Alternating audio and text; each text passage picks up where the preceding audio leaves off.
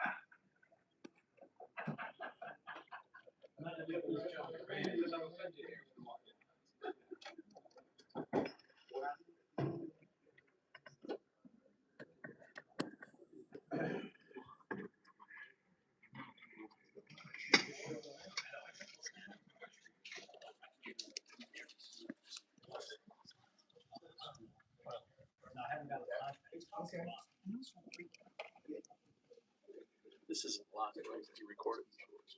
It is live, yeah. It's live? Yeah. Is that a problem or No. Is there a link or something? Or what's that? is there a Trying to get the grandparents on it. Oh yeah, it's Plan Better Morris Plains. Yeah. What's that? I don't know. I'm sorry. Yeah, I don't have my phone. I'm taping. Yeah. Just have a look at it when it's done, because it'll be posted, right? Yeah, it'll be posted. Yeah.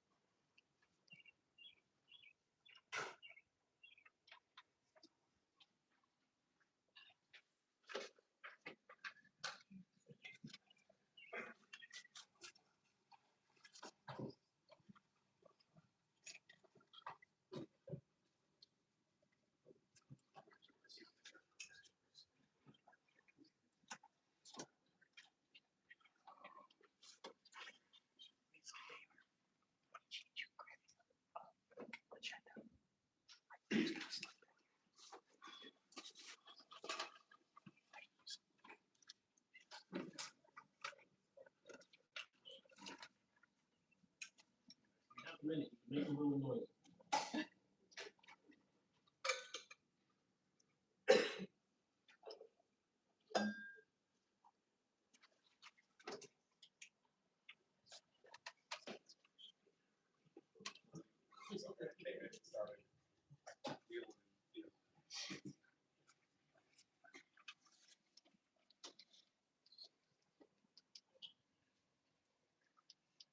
Hereby announce and state that adequate notice of this meeting was provided by virtue of the resolution scheduling the time, date, and place of the meeting of the Borough Council of the Borough of Morris Plains for the year 2026. This resolution was adopted by the Borough Council on January 7th, 2026, and published in the Morris Newsbeat and the Daily Record. And by posting the such resolution on the bulletin board and the Borough Hall and website, all legal actions in accordance with NJSA 10:4-6. If you please rise and join me in the pledge of allegiance and prayer.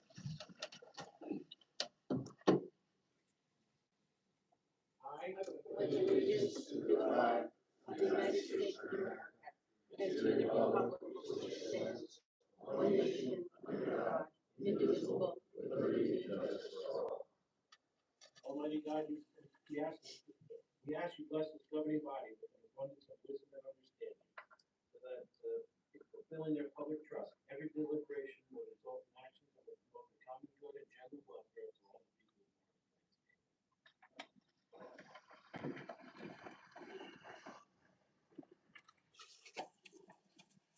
Roll call, please. Mayor Carr. Present. Councilmember Bliss. Councilmember Houston. Present. Councilmember I. Present. Councilmember Wood. Present. Councilmember. Present. Councilmember Wood. Present. And now we're going to do a couple presentations. We have Braden and his father AJ with us today to talk about an Eagle Scout project that is a little bit here. name and address. And you can start with Mr. Broker. All right, so my name is Braden Long. I live on 9 Meadowbrook Road, Newton Township, New Jersey. I'm here today to present my proposal for my Eagle Scout project. And that's what it is. This just goes over some of the important details regarding my project, an overview of it, and costs and finances on how I will be raising funds for this project.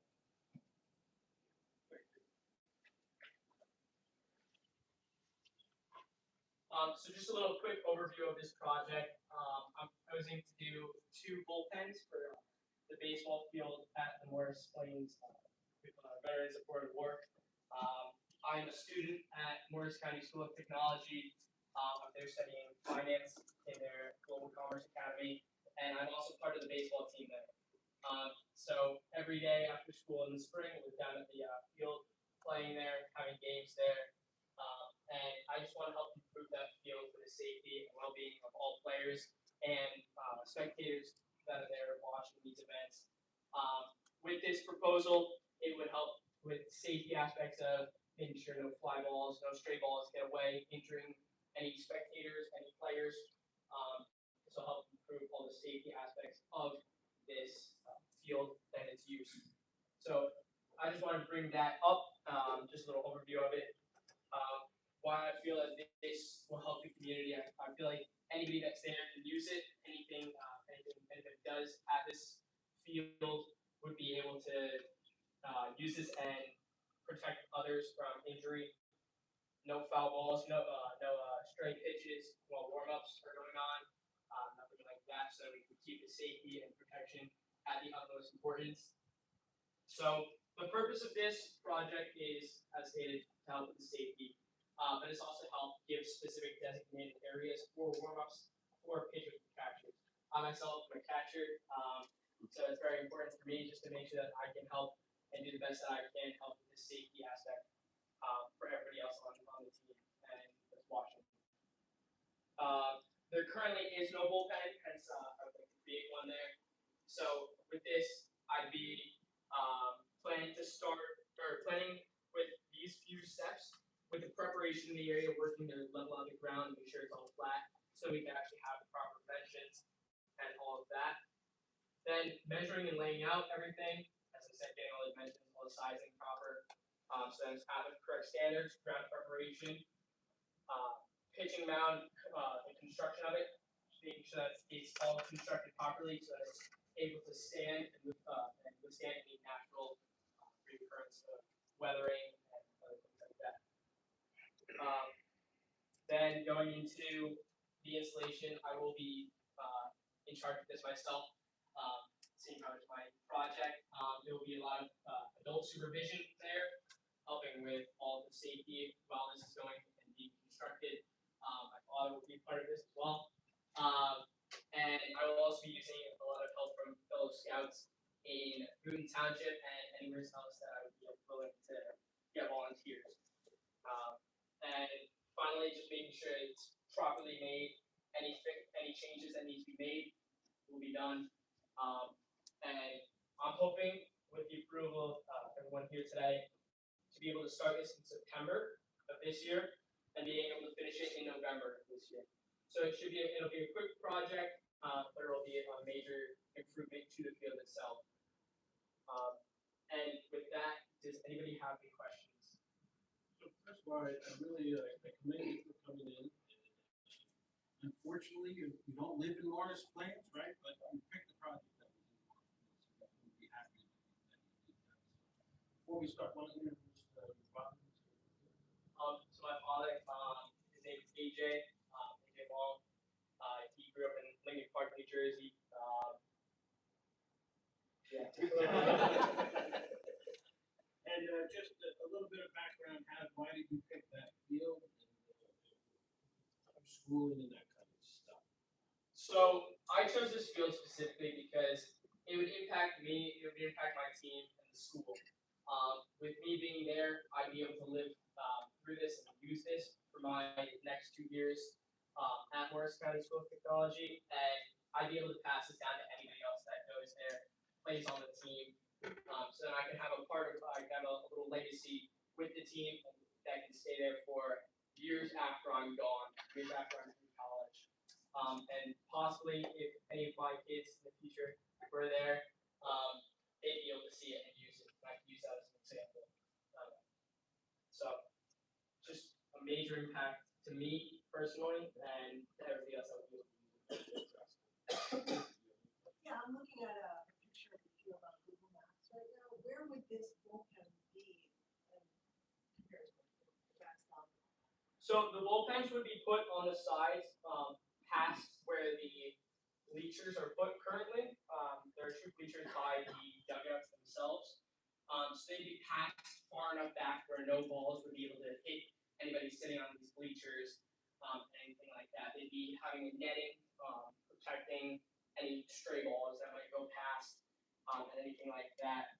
We just make sure that it's far enough back to the sides so that it's not in the field of play, but it would also be able to be a part of this field of complex. So I'm not really sure where the bleachers are in the picture. Are they towards the infield or more towards? They're more towards the infield. They're on the.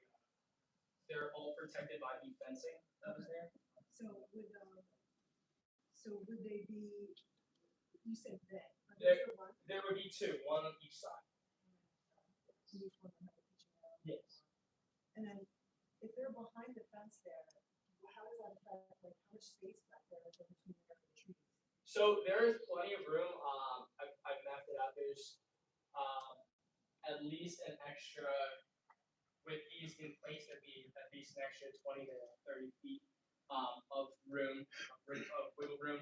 These would be freestanding areas, freestanding area for the home plate, a little bit of grass in between, and then the mound itself.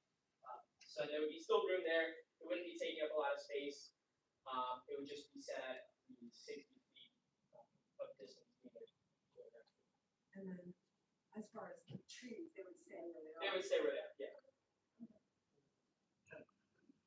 Thank you so much for coming. I had the pleasure of meeting you already at a recreation meeting. I think this packet is wonderful, and I think you should be proud. And Dad, what an amazing young man you have here. I think this is a great idea. I'm honored to have you, fulfill this for Morris Plains. You could have done it in your own town. So we're grateful to have you, and this is wonderful. So thank you. Yeah, I want to echo that. Thank you for choosing Morris Plains. I do want to just commend you on your public speaking.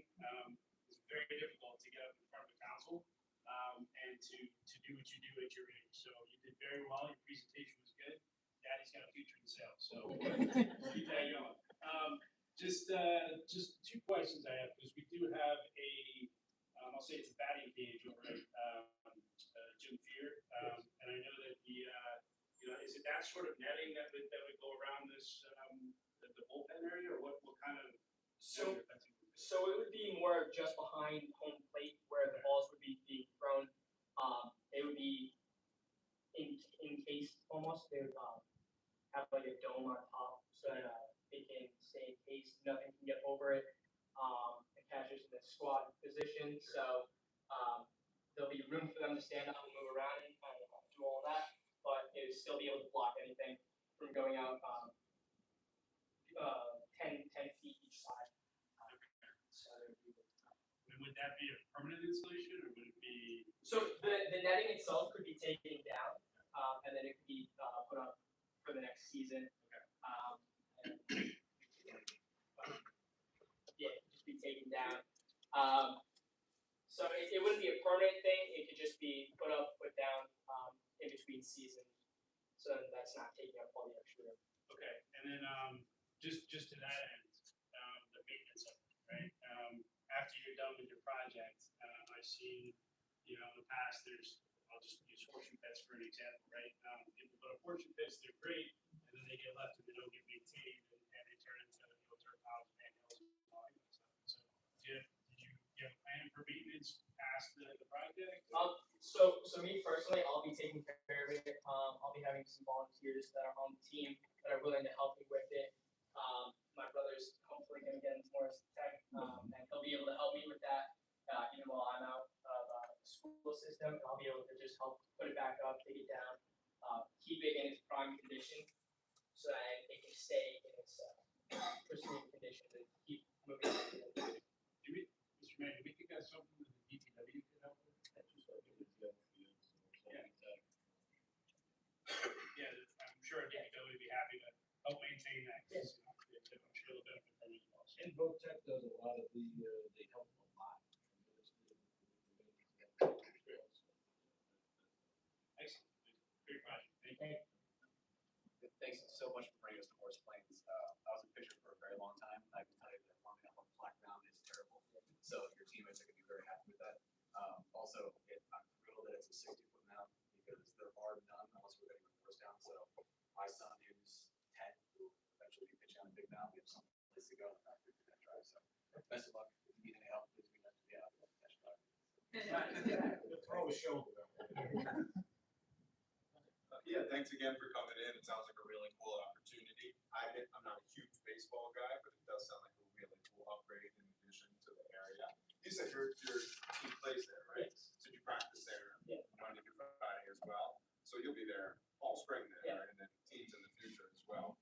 Yeah, that sounds really neat. That was actually my question. Is it what size is it? Because it's either 40. Okay. Full size. Excellent. So it'd be more geared towards the. More geared to the high school and Okay. Interesting. Does anyone else play over there when you guys aren't playing there? not that I'm aware of, not baseball at least. At the rec department meeting, I think soccer was mentioned and they're in the outfield. Okay. But I'm not sure. I'm using that field. Yeah. I think the cops are over there too playing softball. Well, like Councilmember Ivy was saying, it could be a neat opportunity to go over there and practice, right? On a pitcher's mound that's not there now. So sounds like a great opportunity. I think you got a good head on your shoulders. I'm happy you're here. I'm excited to support you. And whatever you need, just come to us and let us know. I can, we'll help make it and keep it working. Sounds good. So we have our rec commissioner here, Mr. Sitman. I think you've talked to Mr. Sitman. He's the one who brought you here. So Jerry, you have a few words? We're all 100% support. This is a great opportunity for Morris Plains. As part of the shared services with VoTech, we spoke to them already about passing the torch again. They're going to be doing a lot of the maintenance at the beginning of the season when they get the field ready. So it's a win for us. And we felt as a rec board, it's a no-brainer. He's done a great job, and we're happy to have him in Morris Plains. Well, you got the commissioners okay, so we have no other say. We really want to say thank you. Like you said earlier, not only does it affect you, but most of these Eagle Scout projects affect hundreds of people, right? Thousands. Right? It goes on for years and years and years. So the legacy will certainly continue there, and we're glad it's here in Morris Plains. Congratulations and best of luck. I think it sounds to me like everybody's okay with your projects and green light and have fun. I hope you're hitting 500 next year.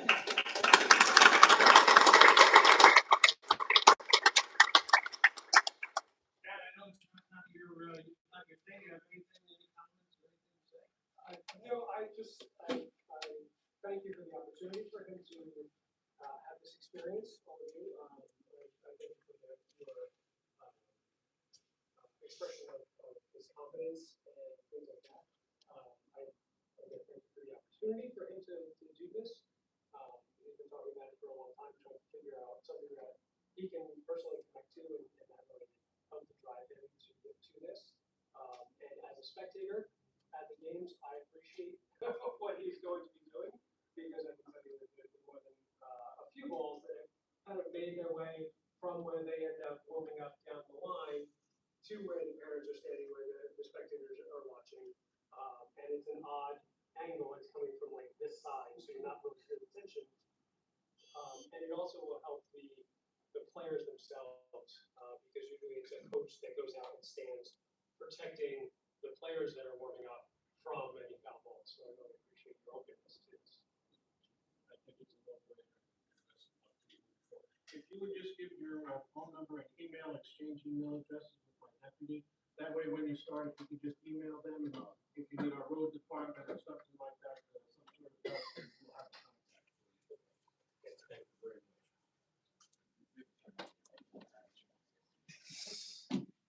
Moving forward, we do have another presentation and a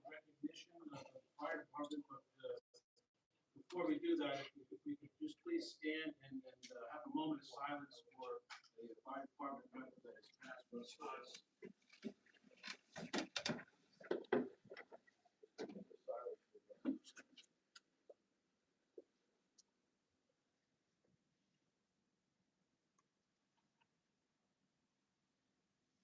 Thank you.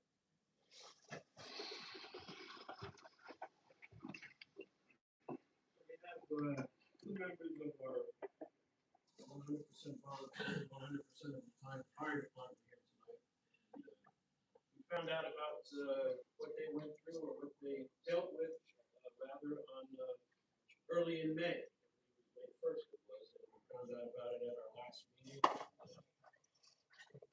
thought it was very important that these two young gentlemen were recognized for what they do. And also for the leadership of the fire department, the training that goes on, and how you guys just jump into something and take care of a situation.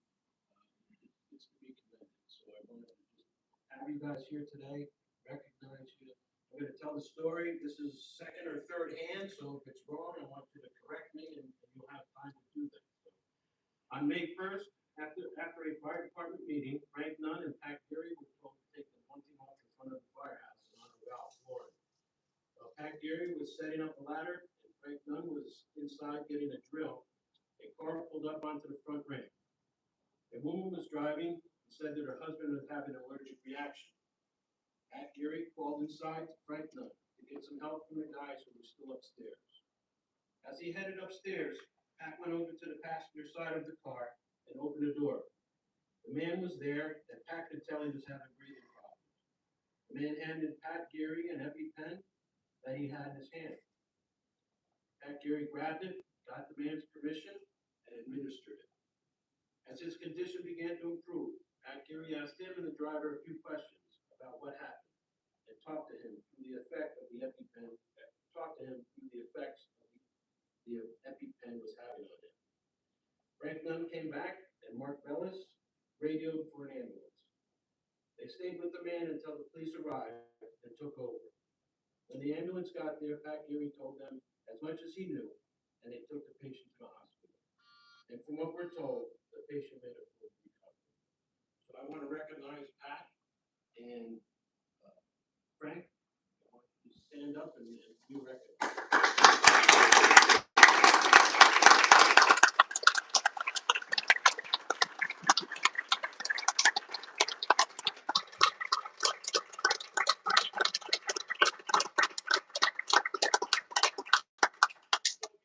Like to say in your own words, that would be wonderful so everybody can hear what really happened right from you guys.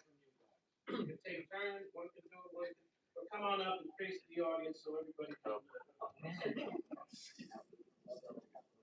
About what happened, it was really just a shocking experience personally, because we were out there just taking down some decorations on the front of the firehouse, taking down the bunting, and just out of nowhere, we were thrust into a situation that we never personally handled before, but luckily through some of the training we got from the fire department and from our health class, which we just finished a bit before that, we were able to handle the situation pretty well. I don't really have anything much to add other than what was in the description, but I'm glad that the guy made a full recovery, and I hope I never have to do that again, but who knows? I'm just thankful that in that moment that we both knew what to do from the training that we received from our department, and that we knew how to properly administer first aid from our classes at the county tech. That's all that is to it.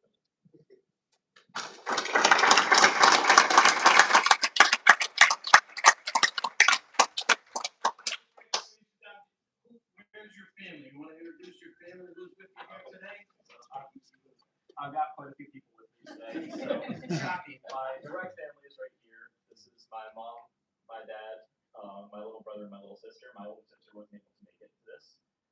So right behind them we have my grandpa and my aunt. And not family, but right here we've got my mom, my safety teacher, Miss Pascal, who's part of the reason why I got so involved in firefighting. well as my dad and my grandpa, of course. But all of them, I would just want to say a huge thanks.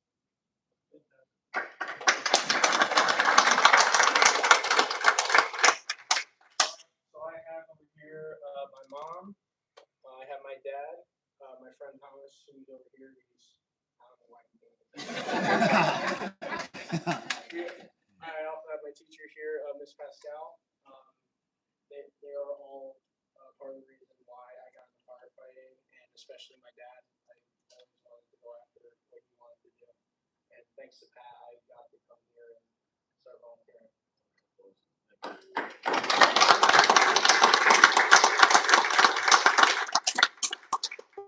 Generations here, right? You have grandfathers, fathers, and kids and everything, so I mean, I think that's super. Chief, do you have any words for everybody here tonight? I'll just thank them. They're learning, obviously, and I'm grateful for what you guys learn in your school. Thank you for teaching them. And this is the future of the fire department. So the town should be proud. I think tonight you guys a fantastic day, a fantastic night, and really for what you guys did, all the training, everything that you do.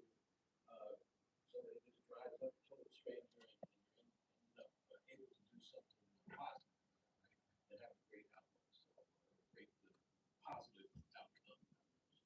So I want to thank you for that. I'm glad that you were here. I'm glad you brought your family. I'm glad members of the fire department are here and recognize this. I hope this encourages young people to join our fire department. Training.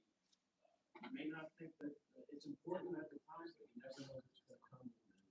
What happens in the career, it happens anytime. So Ms. Pascal, thank you for teaching and taking the time out of your time to teach our young folks life-saving things, right? Thank you. Mr. Mayor, if I will, I just want to let you know that all 3 of these students are from Morris County Vocational School District.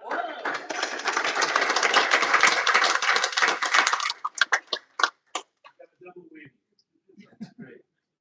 Thank you very much. I appreciate it. And thank you for being members of the fire department.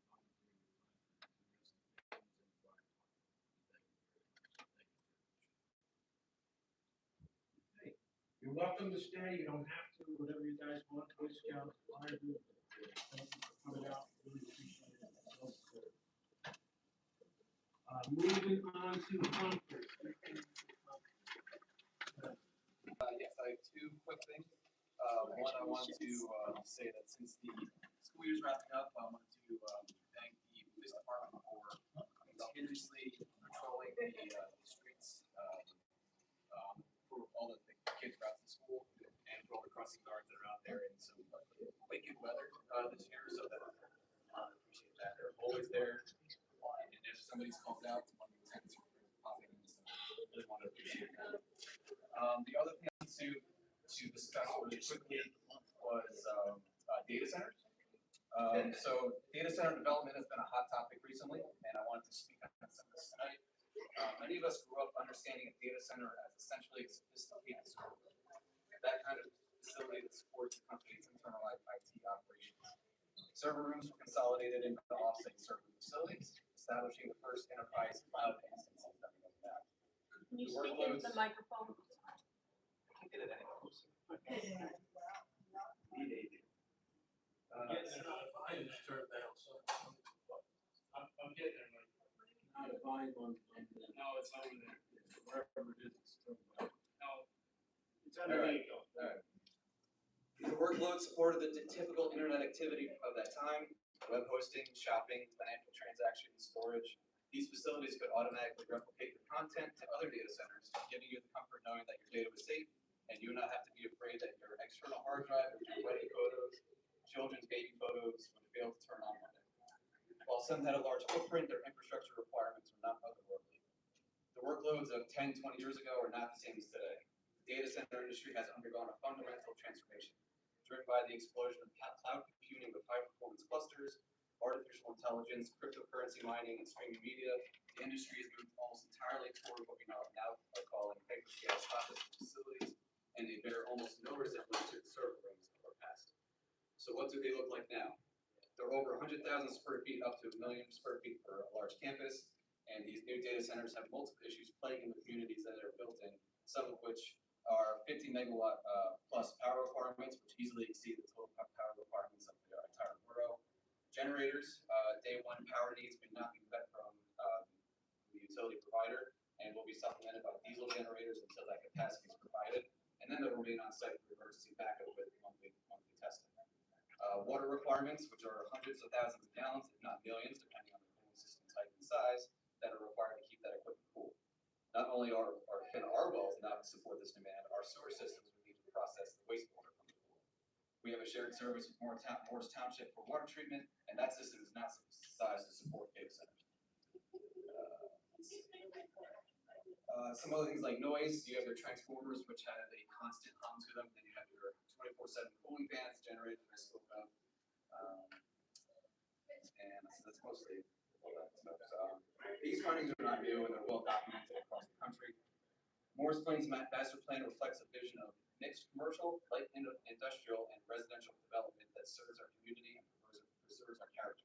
Hyperscale data centers are categorically inconsistent with that vision. Their scale, utility demands, and operational characteristics are those of heavy industrial uses, and they should be treated as such under our land use ordinances. When this use was removed in 2023, our planner confirmed that removing data centers was not inconsistent with our master plan. I recommend the council draft and deliver a memo to the planning board requesting the review and addition of data center exclusion or prohibition to our master plan. And I would like to make a motion to draft and deliver such a memo. We need to have a discussion first. So, let me just, so this, it's already prohibited in the borough. It would require the D1 variant if they were to come in, because it's, so that would be going to the Board of Adjustment, not the planning board. And, because the council, at the time, when they changed the prohibiting the data centers, the council was in agreement on that. That's a hard variance to overcome anyway. So it wouldn't be going to the planning board, it would more than likely go to the Board of Adjustment on that. But I think the borough has taken steps to take care of that issue already. But see, that's a council wish, but it should go to probably the Board of Adjustment.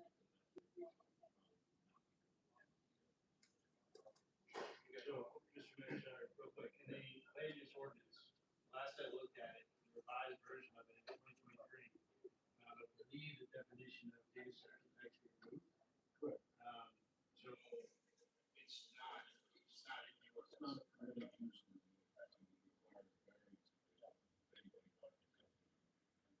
Right, but the definition itself is fully removed from the ordinance, so it doesn't even say data center allowed or not allowed.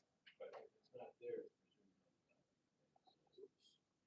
And just because the way that the process that took place, it came in front of the council had a discussion back then, probably most of you weren't there, right? And, because it would require this D1 variance, and the council back change the prohibition of that. It would require, it's a hard to turn that over. Okay, but it doesn't specifically say it is either allowed or not allowed, because it's not included, you're saying that that assumes that it is not allowed. That's correct. Okay, and Mike, is your position that you want to put verbiage in there specifically that you want to say that you don't want it? Right, to bolster any, if it was to go to the Board of Adjustment, it would bolster their justification to say no and to protect us against lawsuits. There have been people that have said no and then lawsuits come in because they got big wallets. Okay. So I was involved in 2023 looking at the permitted uses, and we looked at all the zoning of commercial properties. And I was instrumental in having this removed as a permitted use, because I felt that there were changes coming to the industry, and I felt like the locations in Morris Plains had too close a proximity to residential.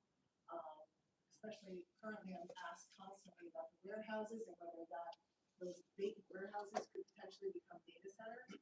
And I think it was important that we made this change because, as the mayor said, the fact that it's not a permitted use, it was removed.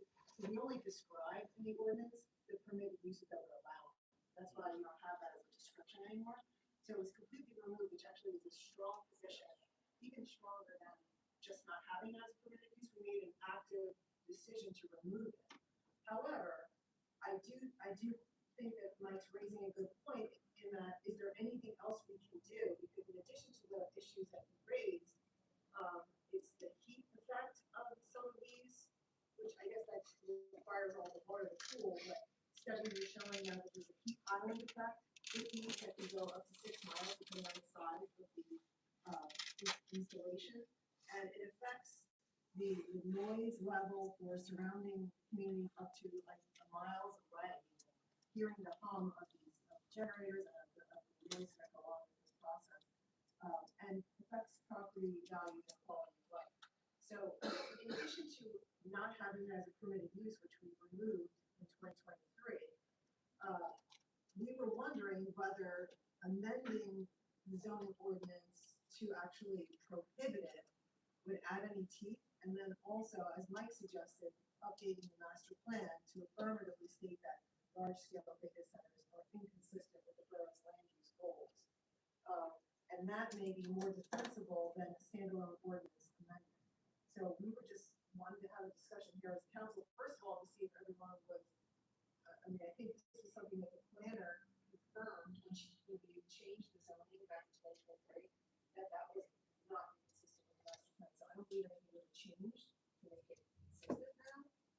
But is there anyone who, first of all, does not agree with our Mike and mine? It sounds like, how do you all feel about data centers in the locations we have in Morris County that are commercial zone? Go ahead, Dave. So I've been proactive with this. I've talked to the planner. I don't know if anybody else has talked to the planner and gave some guidelines. So I think that council, whoever brought it up, or bringing this up, should really talk to the land use attorney and come back with some facts in the planner. I have already, and I can share that with what she gave me. Moving forward with it, got it. Share what she had, and then I certainly think that should go before the In the past, we were asked not to approach it. No, correct, right. So that's, but I have that information. I can share that with council. Can you just What eyeball? information are you talking about? I have to go back and see the paperwork. I know not the specifics, but like, was her position that we're in a good place? Was she recommending action? She didn't recommend any action. I did not ask her for any recommendation. I just wanted some facts and where we stand with data centers. Some of the things that I've talked about and some of the things that she had said. I'll share that information with everyone, and I think that an educated decision probably would be better moving forward. What was the context? I have to go and get it. I mean, I just read over it. Like I said, I just got it yesterday or today, but I'm more than happy to go and get it and talk about it next time. Share it with everybody. Make a I'm decision. just trying to understand, what prompted that discussion? It's a, well, I know we have empty buildings, and I was part of that discussion as well, Junior, at the planning board, and our planner back then, and, we deliberately did some things to limit the possibility of data centers coming in back when, right? And, just to having that council discussion at the time, a hurdle for any action that. But listen, any other guardrails, I think the governor is started putting guardrails in place with this stuff. I know there was some other action by other towns that they wanted to go further with this as well. Data center, laws on data centers. It's worthy of discussion. An educated decision right now. Other points of view? As far as the planner So they have a different point of view? no, I'm saying that the council should hear their points of view and find out this stuff. Nobody here, sitting here is an expert on that.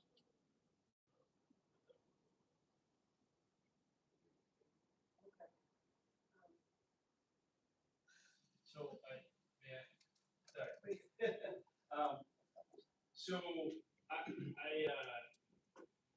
think that based on what you told us, number one, I would like to see that information. So if you could email it to the council, that would be wonderful. And you know, obviously sitting on the planning board, you know, you and I both, we could, you know, we should do that jointly, right, to get that information from the planning board attorney. I'll just say personally, I don't think omission is a good defense. I don't think that by not having something in a document and relying on the fact that it's going to be quote unquote hard for them to make the case for variance, is a good defense, especially with, and, you know, no offense to attorneys, but, you know, any attorney worth his salt is probably gonna oppose that, right? So I think it's a better idea, in my opinion. It's a better idea to be proactive about it, to take, you know, active action, to, I actually like Ms. Bergen and Mr. Abbey's idea about putting it in the master plan. Because then anything that's done is, it would have to be not inconsistent with the master plan. So I think that we could do more. I do think that the step that you took in 2023, taking it out, was a good first direction, but I do think now, because it's becoming more prevalent, that it makes more sense to be more proactive about it. Happy to, you know, talk to the attorney, happy to have, you know, anybody in here to speak about it, so they can inform the council on what's going on. But I think we need to be more proactive so that we can prevent things like this from happening in the future. So if it's not listed, it is presumed, not permitted. Right, but you're using that word presume. I think that's, I'm not an attorney. My understanding is that that's. But we'll look into it. I don't disagree with anybody, but we gotta make sure. Sure, I get your point, my point is that instead of presuming things, let's take direct and specific action and state that we do or do not want it. In this case, we don't. So that's my recommendation. And I think the mayor is saying that he has information that we need to consider before we make a stand on this issue. Does that make sense? Yeah, I mean, I'd like to, before anybody votes, the council votes on this. I mean, I'm glad you brought it up, it's worth the discussion. Everybody has to know facts. Well, we have a lot of facts and data and research also, so we just don't. But not from our professionals, right? Your professional's not professional in data centers either. Our professionals. No, we're talking about research about data centers and studies, so. Yeah, no, we are. Oh. I think it's a good discussion. Just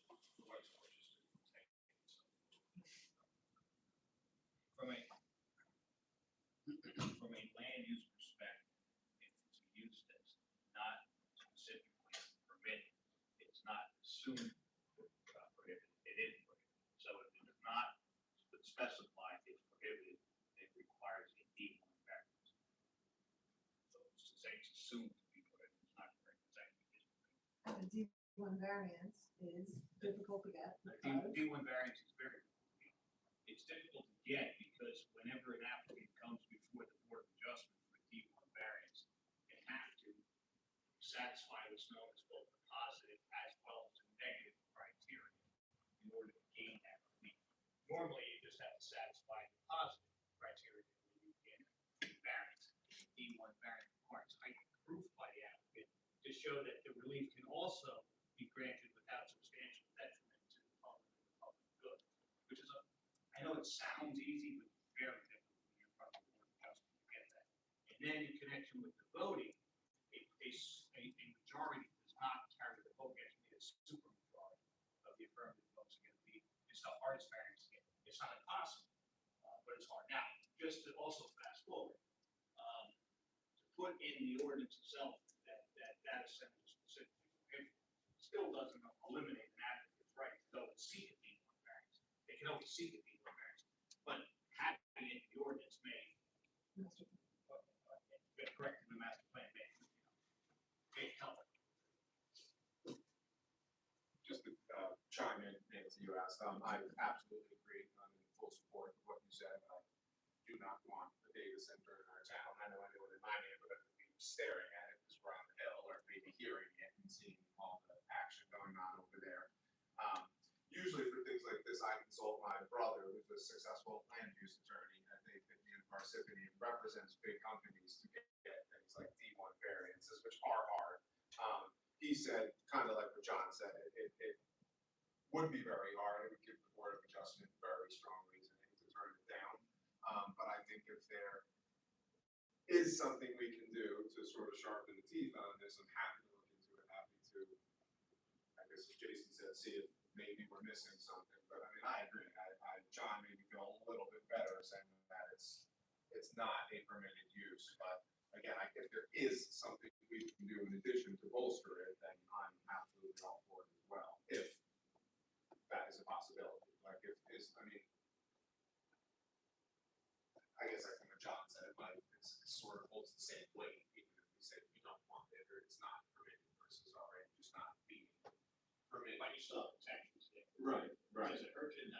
Right. But it's not like Okay, yeah. But if there is something we can do, yes, I'm absolutely in support and happy to work with you guys on it. I've also been asked, have we been approached about the warehouses? Have we been approached?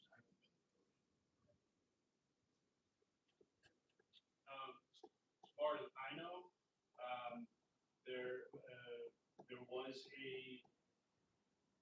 an inquiry, thank you, over at the building department about it. And it kind of ended there. It didn't go much further than just an inquiry. Correct. So I think the point there is that people are asking for more, right? So I think that, and Mr. Rand, thank you for explaining it, but I still do believe that, taking positive action is better than just kind of assuming that, not having it in there is gonna protect it. So I'm still in the camp of, whether we put it in the master plan, whether we put it, specifically in the ordinance, I think that's still okay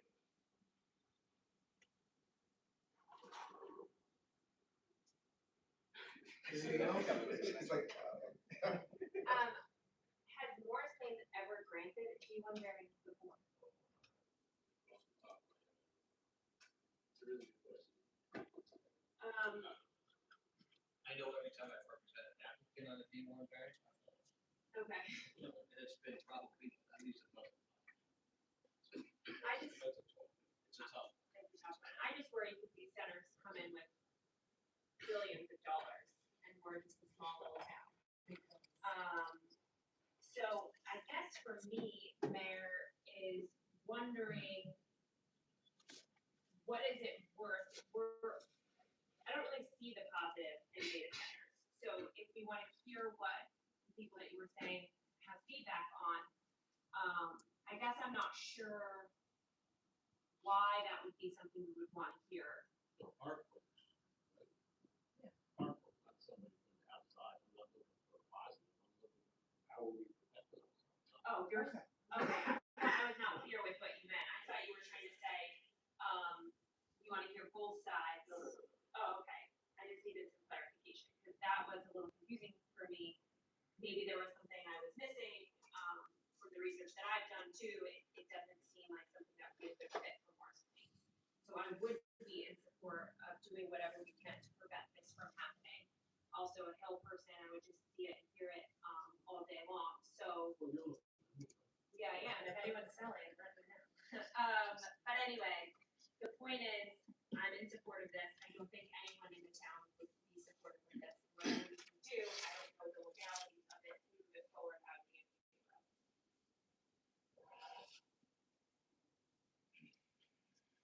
The other question we get all the time is, why are these still vacant? And, that is obviously an issue for us, right? We want to have to make sure that we have vibrant commercial districts that are fully assessed. I mean, it's assessed fully now, it's fully full for free, but how long is it going to be vacant before they start, looking for a tax reassessment?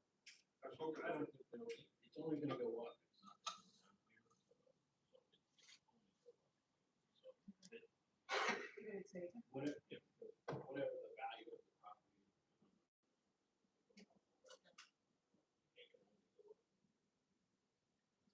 I'll was just gonna say, I've spoken with a couple of commercial, agents, you know, that know the area, rent out warehouses like that, and according to them, the way that, the warehouses are set up, it, not to sound negative, will be kind of hard to attract the tenant, because the way it's set up, someone either is gonna want the whole building or a piece of it. I know a couple of people that have looked into it, so I'm hopeful we get a good tenant in there, but from what I'm hearing, the layout is a little challenging.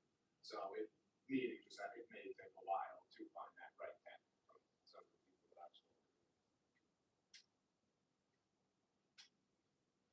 So as far as action, we're gonna get some information from the mayor, and then we'll reconvene at the next meeting and decide if there's any action that is recommended to continue to reinforce our position. If yes, then there's no planning board meeting tonight.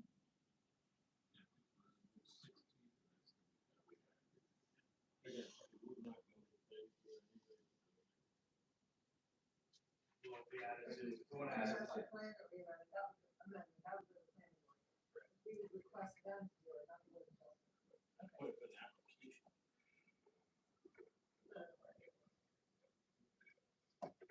Tyler, anything? No, sir. yeah, I do. So, two things I want to bring up. So the first thing is, over at the building office, they're currently down to, 2 people, since the part-time person left. When it gets busy over there with, permits and inspections, it's difficult for 2 people to kind of keep up with it. When one person takes off, that's left with one person that's there, whether it's vacation or somebody being sick. And then if somebody's on vacation, and then that person has to leave early, the only other person that has to leave early, then the building, that office has to close. Which obviously isn't a good, situation for the residents. So, like I said, we had a part-time person over there, we currently don't. I think during new business, I'm gonna ask, for the council's approval to, solicit for a part-time position, to fill that vacant position that's over there to assist with the work that, is building up over there. Just as an example, some of the functions that they do, over there, obviously all the paperwork, that they have to do to file, they have to go up and down all the permits that come in, they have to handle all those, they have to answer all the phones, they have to file all the permits, they have to do all the administrative functions for the zoning board, the planning board, and the shade tree, so, any of the meeting minutes for any of that, any requests that come in, and then if, like, we just had a few storms, right, if there's trees down, they're the ones that get all of the phone calls for when the trees go down. And so if there's only one person there, they have to do all that and their own work, right? And right now, they're, like I said, they're down to 2, so having a third person or a part-time person in there definitely would be helpful. Not to mention the over requests that they get in. There's also, interesting enough, I found this out, that there are still some rec functions that are over there. And I feel, Mike, you and I talked about this a little bit, Kelly, I don't know if I talked to you about it, but I feel that any rec functions should be over with rec. It shouldn't be remaining with the building department. I think actually, if somebody wanted to reserve the baseball fields at the pavilion, it still goes to the building department, which to me seems like it should be over at the rec department. So I think offloading that to the proper department would help some of that, but it's not going to alleviate all these other things. So I just want to make the council aware and do plan to do new business to ask for solicitation for a part-time position. First thing I can say is we didn't budget for that this year, right? So I don't know where you're gonna get those extra funds, for a half a year of salary if you're gonna do that. The person that we had in there was, her position was temporary part-time position, and then we knew we were gonna get rid of that person, we're not gonna do that.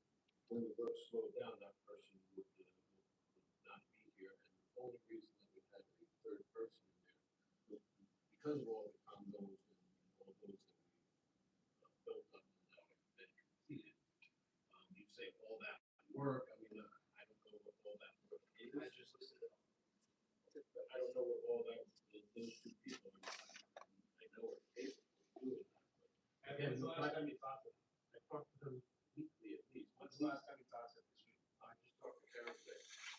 So when I was over there when Karen was out, I was over there with Sue. I sat with them, and they specifically had these, they requested a meeting of me, and they specifically had these concerns. Well, first of all, that's the first time hearing of any of these concerns, and like I say, I speak to them at least weekly. At least weekly, if not more than that. And I've never heard that. Of course, every office wants more people. I don't think that, first of all, putting a part-time person in there when we didn't budget for it is prudent. I think it should be evaluated over there, what exactly that we need. We just spent tens of thousands of dollars on SDL that was supposed to eliminate some of this stuff. And now you're hiring another person. Why do we spend all that money for SDL? SDL is a totally different function. Well, it does the filing, it does the permit stuff. No, it doesn't, people still have to manually enter their information, But it's easier, right? It's supposed to make life easier over but you there. still need a person to do that. And we have two people in there. And as I said, when one person is out on vacation, you left with one person there, and if they get sick, they have to close the building office early. Or somebody else wins the phones, I guess, we them for or whatever, but it's not all the time, and they should not, Which is why I'm asking for a part-time person. they shouldn't have their schedule where it's overlapping. I'm sure they can work out some sort of agreement. If you go today, right, everything happens, you can have 2 or 3 people out. But the number one hurdle, They have 3 people in the clerk's office. but the number one hurdle, yeah, and then finance office would do the same thing, somebody's out in finance, somebody else answers the phone, somebody gets back to them. Are any of these offices down to one person? Are any of these offices down to one person? Yeah, yeah, Frankie in the office, she's in there by herself. What is her function? She's in the tax office, so. Okay, and is that a full-time thing where she's there 8 hours a day performing that function?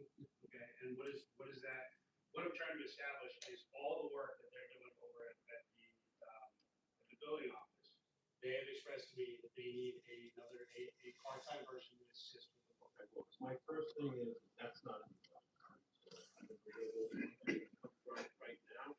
If that was the case, it should have been discussed around budget season. Maybe we can discuss this again around budget season, but just to pull a half a year's salary, for a part-time person. I don't know.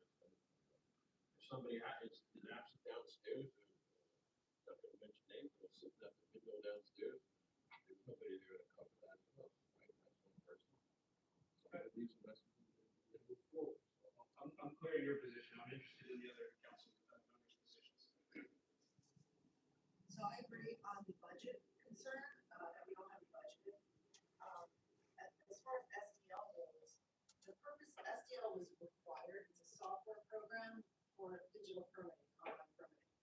yeah, but there's Oh, I know. numerous No, other. let me finish, please. So, online permitting is supposed to work where the inspectors go out to a site with a tablet, they input the data from the job that they're looking at, it goes directly into the system, and it does not have to be re-entered back in the office. But we do not provide our inspectors with tablets, so they're still out there documenting everything on paper with a clipboard, bringing it back to Karen and Susan, and they have to input it into the system after the fact. So it's being entered twice, once by the inspector and once by the office staff. So their workload has not been reduced by SDL being implemented because we did not provide them with Yeah, tablets. but they don't need to be provided with tablets, they can be used on their cell phone as well, like they do in other towns. So why aren't they doing that? Who's gonna ask that question? Well, is this somebody? Mr. Houston, Is Mr. Houston supervising the inspectors? he's the liaison to that department. Okay, but He should check with Bill O'Connor, who we should check with, who's in charge of that department, and find out what's going on. because that might help lighten their workload if they're not entering the permits manually that the inspectors can do on site, supposedly, because now we have the technology, as the mayor's saying, available on their cell phones. I don't know if we can have them use their personal cell phones. I don't think they do that in other towns, but I'm not sure. You're saying they do. So that needs to be investigated. So that to me is a question. My concern is that when somebody's on vacation and let's say the other person's in the office and they have to go do an open request down in the basement, which is where their files are, they have to lock the door because you can't leave the office me, that's a concern, and if the council's okay with having a locked door, then those kind of things we would have to decide, because right now that's not working well. Or if they have to go across the street and use the mail machine or whatever they do over here, POS, whatever, there's nobody in that office, and they have to close it, so if the customer comes to the door and there's no one there during the office hours, that's not a good look for us. So we do need to talk about what solutions we can put in place for that. Well, I'll use another example. You have court, right? What happens here in court? When the person's not there, she puts a note in the window and somebody can come back. Or they make a payment online, or they can do whatever, right? Or leave a message. So, I don't disagree, as long as that everyone agrees I mean, that it's that's. not the only office that people have to, I'll be back in 10 minutes. What if they go to lunch? I mean, we've all been to those offices. They put the thing back in 10 minutes, which they normally do, right? They have that little time clock thing or whatever they put in the window, we'll be back in 10 minutes, whatever the case is. So just so I understand, what is your objection to having a part-time person, other than the budget? What is your objection to having a part-time person in construction? I think the workload does not require a third person. So you don't think they do enough work? Require, don't put words in my mouth, I'm just saying, the workload there does not require a third person. Okay. When can we add that person? When these developments came in, 2 developments, one American It Road, was like in I don't know 2022. I don't know the exact I date, know it's- close, maybe, I don't know, we have to go back and look. But before But she was that, hired before that was those two. August, and we had much more going on then. When you said that it was a temporary position, but you said that she left on her own. So when was her temporary position going to be? Well, that's another issue, because we sent a temporary part-time person to classes that we paid for, which we don't normally do, which wasn't discussed at the council, and then this person got trained and got a license and went over to a neighboring town for another position. But was that in hopes of keeping her? Because Or- Situation. because a situation that's been talked about for 10 years, okay, that never happens, and it hasn't happened yet either, right? So that was a jump of the gun, in my opinion, to do that. But if she was hired and her position was temporary part-time, so that she knew that it could have been today, it could have been 3 years, it could have been 6 months, whatever it is, her role was temporary. Did the council or you as mayor make an end date, or it was just until you felt like her workload was too little? Which it sounds like it never was. It does sound like, which I appreciate you meeting with those 2 ladies, especially I've worked with Karen. It sounds like they're feeling frustrated and not heard. So hopefully maybe we can all work with them, listen to what they have to say, and issue feedback and see what we can do. That would be the goal. They do have time constraints on the things they have to turn around too. Open requests, permits, all have timelines. So if one person's out on vacation and they get, that's a consideration. When has this become an issue? Has it been an issue here? It's been an issue since I've been a councilman. What has happened? Can you tell me the latest issue? Yeah, sure, I listed them before, but sure, I'll go over it. No, the latest time issue where somebody wasn't there, or somebody else had to. So specifically, somebody's out, and as Ms. Berger mentioned, there's no request or permit request that comes in. They have to focus on doing that. When they're doing that, they're not answering the phones, which could be for any number of reasons. Time when this is, what was the latest time that happened? Let's see, I met, today's Thursday, so I met with them, I believe it was Monday of this week. I know, what was the latest issue that they had with somebody not answering the phone? Monday of this week. What was that issue? Exactly what I just said, we had one person out, and we had one person over there, and she was trying to do the work of 2 people, try to answer the phones, submit the permit requests, do all the paperwork, get everything ready for the planning board, the zoning board adjustment, shade tree, answering the phone calls, when the calls came in about trees coming down during the storm. It's an ongoing thing, it's not like a specific day, it's one thing, they have busy times of the season. So, Sure, anyway, I'm just trying to understand your objection, other than the My budget. objection is the budget, first of all, and then the workload over there, in my opinion, wasn't justified. Okay, and you've talked to them multiple times with that about the work, correct? Talk to them all the time. They've never mentioned to you that. Okay, well, then they're telling me a different story. If they've never mentioned it to you, they mentioned it to me, then clearly somebody's not giving their information. I think that they would say something, for sure. They said something to me. I mean, I've heard it. I've heard Yeah, it. but every department always wants more. I just have one more question. Has anyone from the town who gets serviced by the, or staff, complained that the building has been empty or that they haven't been able to get permits on time? Has there been any issues with people complaining? Not specifically, I haven't asked over there if they've gotten any complaints. I do know that whenever they close early, Bill Connor sends me a text message saying you have to close the office early. That's happened twice in the last 2 weeks. I've had to close early. You know, like I said, I haven't heard of any complaints, but I don't think that's a road we want to go down. Yeah, I was just curious. I don't want to wait till we get a complaint from somebody in the public to then take action. It's a disservice to the public. But if you haven't heard anything, I disagree. I'm just saying, if we haven't heard anything by now. I've heard from the board, I've heard from the members over there. And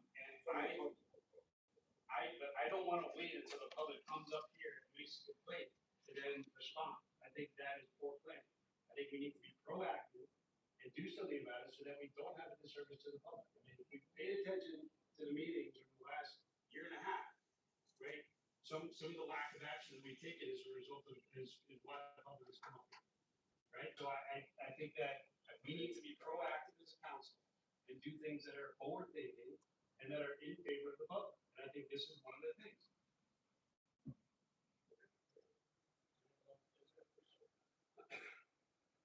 I do have one other thing, Mr. Mayor. And again, I'm going to bring this up in new business, but just so that council's aware. Let's see. As I mentioned last meeting, I'd like to bring forward an item regarding the audiovisual system. As many of you know, First Standard Carnegie system has reached the end of its service life. It no longer reliably supports hybrid meeting participation, public live streaming, or the court compliant reporting or municipal court liaison. We prepared a detailed RFQ for a full system replacement, including new displays, microphones, cameras, automatic camera switching, upgrading reporting and live streaming capabilities that meets New Jersey court standards. Because this procurement qualifies under New Jersey's cooperative purchasing law, and I spoke to Anna about this right before the meeting today. We can solicit quotes directly from vendors holding an active New Jersey T1466 cooperative contract without a formal public bidding process. And then what I'll ask for tonight during the new business section is the council support to move forward, authorize the staff to distribute the RFQ to those qualified T1466 vendors, collect quotes, and bring the results back to the council for review. No funds will be committed tonight. This is simply an authorization to begin the quote process. So we'll bring that up just to make the council. Thank you. I just have one more thing, from the green team, looking at what's been going on in other towns and also requests that we've been getting from the public. There's been a movement afoot in Morris County to implement something called a Quiet Summer Initiative, which is a voluntary initiative asking homeowners and landscapers to pause use of gas-powered leaf blowers until September. The purpose is to reduce noise and air pollution while promoting healthier neighborhoods and peaceful outdoor spaces during the summer months. The idea is to encourage people to break when needed and use quieter alternatives such as electric blowers or brooms on sidewalks and patios. So this would not be something enforceable. It would not be punitive or anything like that. It would just be to educate people about better ways to enjoy our homes and properties during the summer months and to not annoy our neighbors who are working from home or with napping babies with windows open. So, the green team is just looking for your support to educate the public about this quiet summer initiative in a soft way. Anyone have any objections? I don't have an objection to the question, so this would be to prohibit gas, no, Encourage not to use encourage not, okay, voluntarily. okay, Just to educate people okay. about, why you shouldn't do that, why it's better not to, and what your other alternatives are. I think there's a perception that if you cut your grass and don't use bad, and there's some of it on the driveway, you'll have to use a big blower and blow it into the street. And I don't, you don't probably have to do that. I'm a little confused. So if it's a voluntary thing, why is it being brought to council, or do they need something for us to announce? Is it, I don't, Well, okay, good question. They would be using our communication media to promote this initiative. So the email, our website, that's what. and say things like, don't forget to not use your blower today, or? Just to say that there's this initiative called Quiet Summer, and this is what it is, and it's encouraging people to da-da-da-da. Here's why, and that's it. It's kind of like normalizing it with the public in a soft way. So there would be enforcement. Correct.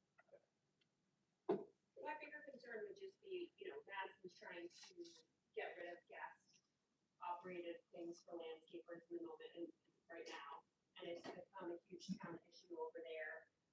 If that's something that the green team is going to start to try and push towards council to put it in law. Not necessarily. So there are towns that have passed the ban.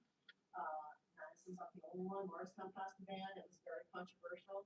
And that's the recognition that we have. We have residents who have asked if we would support a ban, and that we do not think that is, people are ready. I know people who live in Dover who have landscape businesses, and they said that they were required because certain towns would, prohibit it. They had to purchase all the equipment, and this was cost prohibitive for some of these small businesses. We don't want to harm our small businesses. So that would not be an objective right now until the market changes, things become less expensive, or if this is just something that the state bans. It is a health problem, it is a noise problem, it's an air pollution problem. So are we gonna ban it? We have no plans to ban it. It is something that we want a big government kind of thing on the local level.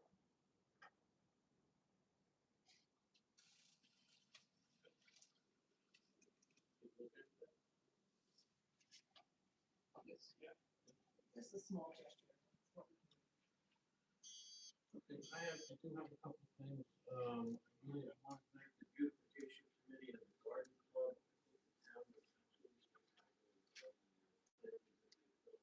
Not only the pots here on the avenue, but the islands and the park entrances and everything that they take care of here in town. Really looks good every year. I say that, but every year, the next year it always seems to get better. They do a good job.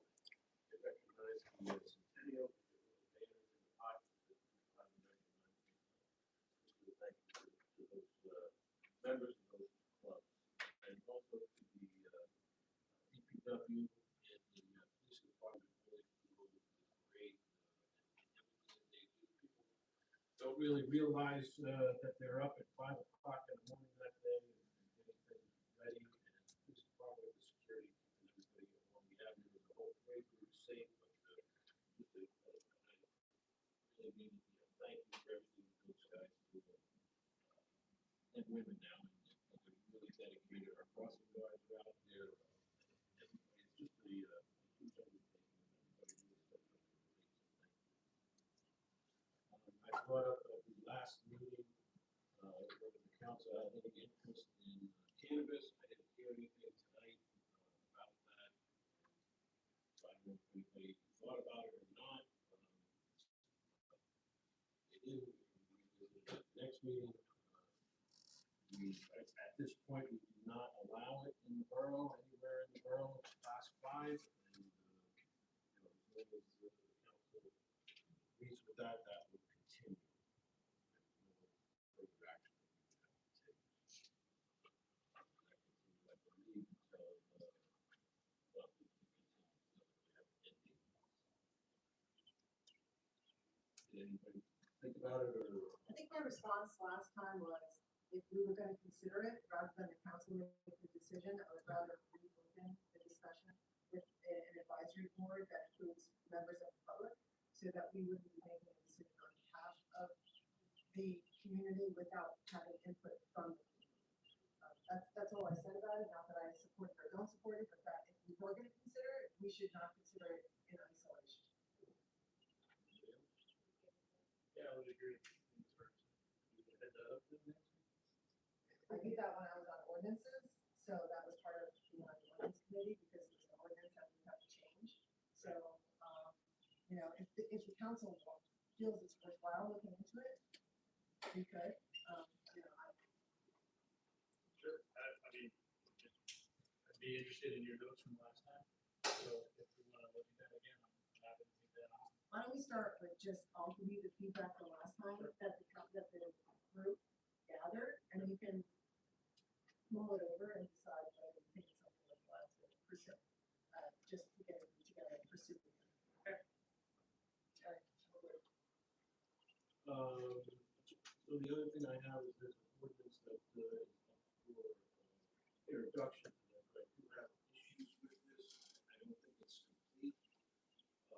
There's a section in here, first of all, I don't think it's in our P ordinance, first of all. Which one? I'm sorry, it's 9-2026, it's the e-bike one.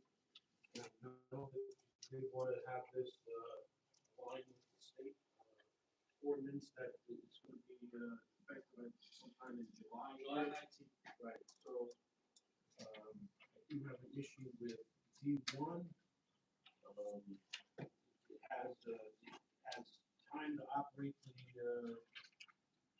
e-bike, so that's optional, so I don't know where that stands, if it's optional or if it's in here, but I don't know if that's, should be tied down a little bit. Sorry, D1. D1, yeah. Help me out. D1, it says. Okay, operating out of. What's the option? It's an optional provision, so we opted in, we opted out, I don't know. I do have F, the second bullet point in F, no person regardless, blah, blah, blah, on any public sidewalk or other public property. I think that either has to be defined or what, is that on the parks, is that on the way to parks, is that the pickleball park or pickleball courts? The next section, section G, defines borough-owned property parks. In G. Yep, right after the section you were referencing. Including parks. So these are not going to be, kid rides from school to a park, they're not allowed in the park, they park them outside the park. So, right, the intent is that you wouldn't ride your scooter on the grass, you could park it on the asphalt. But we don't want anybody, not just kids, we don't want anybody riding scooters around the grass or parks, and destroy the grass. So, but the pickleball courts are paved surfaces as well, right? So Yeah, but you have to get to the pickleball court before you have to go across the grass. I know I'm really getting into the weeds, but you know what's gonna happen, but because it said in another part, you have to pick your bike up and mark your bike if it's not permitted, right? So they could pick their bike up, right, and move, but maybe I'm getting too far into, I just think it may be, maybe a little bit of clarification. What would your recommendation be? Off the top of my head, I don't know. Is that something you'd be able to email to me, your recommendation? I mean, I could, but use the ordinance committee, right? Right, I've looked over this for the last 2.5 months, and I met with the chief of police, I met with Marshall Shea, I met with Tyler on it, you don't have any issues with it? I just brought some of this stuff up with the chief, like, oh. Sure. So Some of the things that he agreed with. I'm very familiar with it, I'm just interested if you have specific requests, just to make those requests be made, I have it. Just make it. But I think this is gonna be, also, I think it's, something that's really gonna have to be advertised as well, because it's gonna affect a lot of people, like there's businesses that are involved here. Yep. Not only, lithium batteries, yep, and selling and charging, whatever, but, delivery, all that kind of stuff too. There's a provision in here, the chief and I spent a lot of time talking about this, it's an educational period. That's part of this whole process.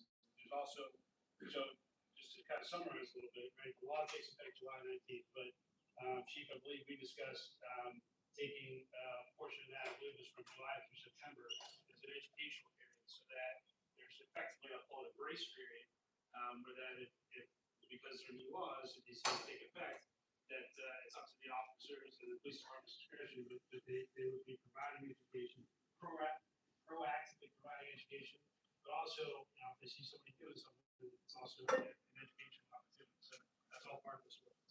So those are my concerns with it. It's up to the council whether to move forward or not. I hate to introduce it as an amendment and then redo it. But I think We do that all the time, but I understand your we concern. can do it. I mean, whatever. I'm just bringing up my concerns today. Sure. It's really up to the council. I guess my question to the rest of the council is there anything, and maybe this is to Mr. Moran as well, but is there anything in here that substantially changes the ordinance? My main- suggestion. My main concern would be the fee.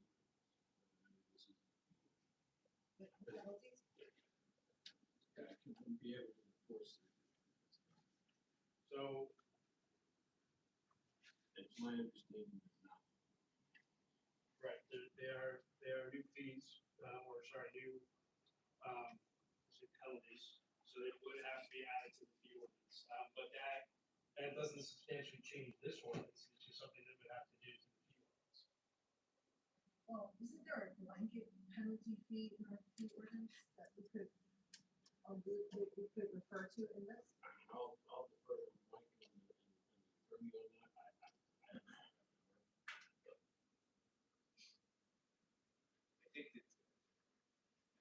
I think our ordinance, it's a general provision that an ordinance violation can be up to $2,000. It's a blanket, that's true for every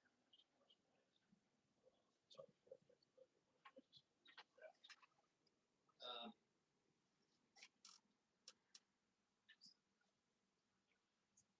I don't know that that accomplishes the whole objective itself. In this particular ordinance, we refer to specific penalty. However, the other side of the coin, if you are going to have a grace period of not paying, not enforce this particular part of public education, then during that time, we could have to include the fees. Theoretically, for 90 days, you're going to stop somebody and say, it's my way, it's not permitted. Come October, we're gonna cite you. So we got it accordingly. And in the interim time, I make a few, so that when October comes around, and cite that person. Now everything's along. I'm always done with that, right? A little bit, right? So what if we have an incident here? You have one of those, and there's an incident, right, that happened all over the place. God forbid it happens to you. What happens then? Is that this officer's hand? What happens? They can't issue a ticket if you're in a grace period. I'm just. I don't know. Well, It would be in violation of state law if they didn't have their insurance. and all that stuff, that's. Right? So they would What be. if I have, an accident happened on park property? So there's a violation of park property. So. That ordinance that has a grace period, and you can't cite the person who's struck. Well, It hold doesn't on, have a hold on a grace second, period. hold on a second, just to clarify, right? The ordinance itself doesn't have a grace period. The ordinance itself would take effect, and it's very black and white. It takes effect the day that we pass the ordinance at second reading. What the chief and I had discussed as a matter of education, right, was providing up to the police department's discretion, providing a grace period for those people that, right, for warnings, that kind of stuff. However, if in the instance that you're bringing if something were an egregious violation or something were to happen, the ordinance would be in effect and they can take full force, whatever they need to do to enforce the ordinance. I'll just remind you that the state law that is gonna get passed on July 19th does not provide for any of those protections. It's a general, net, but the reason that we are doing this is because it doesn't go down to the level that we think is needed to keep the residents of Morris Plains safe. So that's why this is important, and I would say it's important to get it passed in July when the state law takes effect. Chief, is the e-bike considered motorized? The issue is that e-bikes are only being covered under the new Title 39 statute, e-scooters are not. So I asked, is it this hypothetical? Could we write it back to Carol's? I mean, yeah, any motorized vehicle not operating under Title 39, And would we theoretically, if something that's in the park, right, that Carol's driving as opposed to orders? Or right for both? In other words, to alleviate the concern that this would spin back in town, there's other motor vehicle offenses that somebody who strikes somebody in the park with an e-bike could be cited for, not just. I think the e-bike, yes, because as of July 19th, would become a classified vehicle under the statute. However, the e-scooter, not covered under the vehicle statutes currently. So, just to pull that scenario forward, if somebody were to get hit by an e-scooter, there is no state law that has any penalties for that, or does anything to it. I mean, that's what this covers, it covers all those gaps. It gives we're talking about penalties, but really where this is coming from, it's a matter of public safety, right? We wanna make sure that all the residents and anybody that rides through Morris Plains on any type of vehicle, and my kids do it, my daughter just graduated, but she used to do it when she would ride her e-scooter down to Borough School. God forbid something were to happen with her. I mean, obviously we would, you know, we would do everything we could, but there are no laws in place to protect that, and that's what this is. So yes, there's a lot of other things in here that cover a lot of bases, but the ultimate goal is to keep the residents of Morris Plains and the business owners, and anybody that comes in, get through here safe.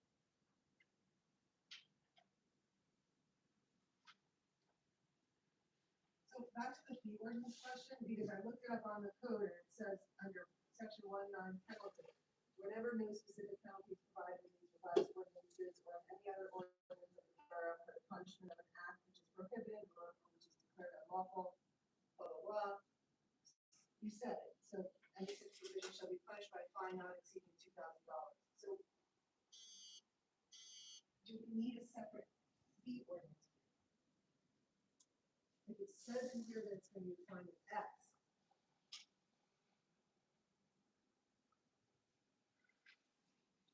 The ordinance itself, it's on the table, it's got tiers, it's 350, and it's not to exceed 500. so is the presumption that every penalty fee is also in the fee ordinance, or does this cover penalty fees in general? I feel like the fee ordinance is for permits, licenses, et cetera, et cetera. Chief, Do we, in the field, do we have like $50 for this? There are some, however, in my experience with municipal court, they follow the ordinance as set. So we have a 14-8 violation, lascivious conduct, right? The judge doesn't defer to the fee schedule, he defers to the ordinance that sets a specific fine. So, I mean, to go through and say, we have a 17-year-old or 15-year-old not wearing their helmet, I don't know that we would refer to the fee schedule. I think the fee schedule is that in-depth to require. Chief, I think you're right about that line. You're definitely right. Fee schedule's not that. You're also right in the sense that somebody gets cited for lewdness, you know, if he's a good guy, it's $200. He's got criminal history out the door, he gets 17. So that's true. That's practice. But and listen, I wouldn't tie this up that way. I think the other teams that is defensible.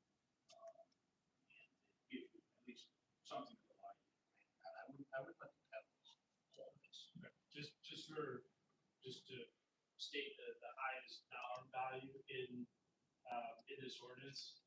It's under, section B, battery safety violations, and it goes to a subsequent battery safety violation for the same offense for 2 years.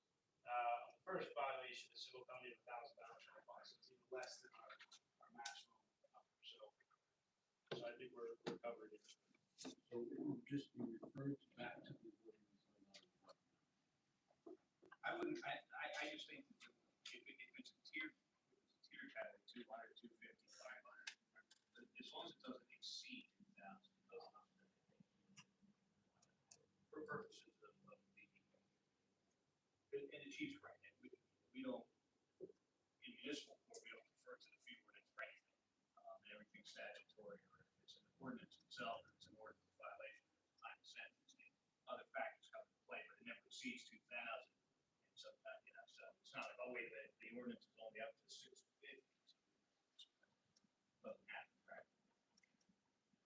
What I would suggest, however, is that, and the mayor does bring up a very good point, if we are going to introduce this for first reading tonight, I would at least have a discussion on the paragraph D1, which does say optional, whether or not we want to include that. I make that point because if you want it out, I would refer tonight first reading, that it will be removed from second reading. Likewise, if the council decides to keep it in, we can keep clean record that it's actually in, so that at the next reading, you can notice that the optional paragraph is actually in second. So I agree with you, thank you, and I would like to do exactly that. So just for purposes of reading into the record, so people understand what section D1 is. D1 has to do with operating hours. It's listed as an optional provision. It says no person under the age of 18 shall operate an electric bicycle or electric scooter within the borough of Morris Plains during the hours of 10 p.m. to 6 a.m. Any hours restriction shall be posted at borough park entrances and key entry points.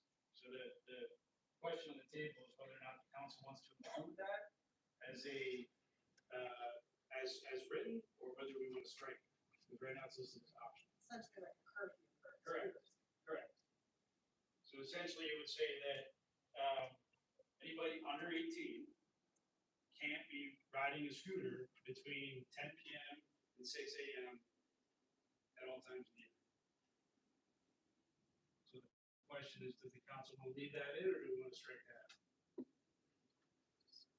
I prefer to strike that out only because I think the age of 18 is a little tricky. People have jobs, people that, I mean, what's the starting age, 13, 14? Time they all opens at 5 a.m. So people have on their bike and go to work. So I'm not in huge favor of limiting the hours.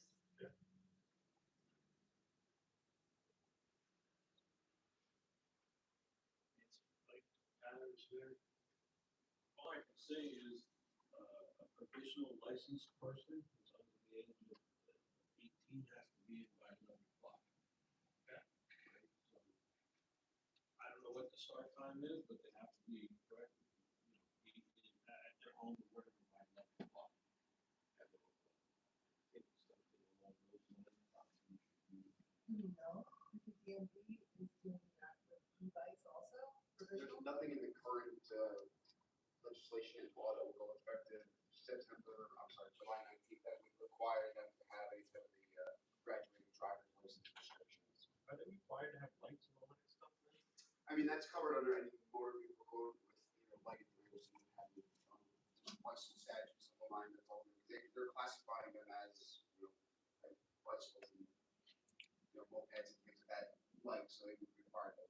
When lamps are required, they would have to have lights. What was that last sentence? When lamps are required by motor vehicle statute, basically at sunrise and sunset, in that half-hour period before and after, they would require to have lights on the bicycles or e-bikes as well. So is it a time thing or is it a light thing? It's optional piece. Well, it's time for anybody under the age of 18. Yeah, but I just, is the safety factor a time thing or is it just because it's light, right? Because you start early,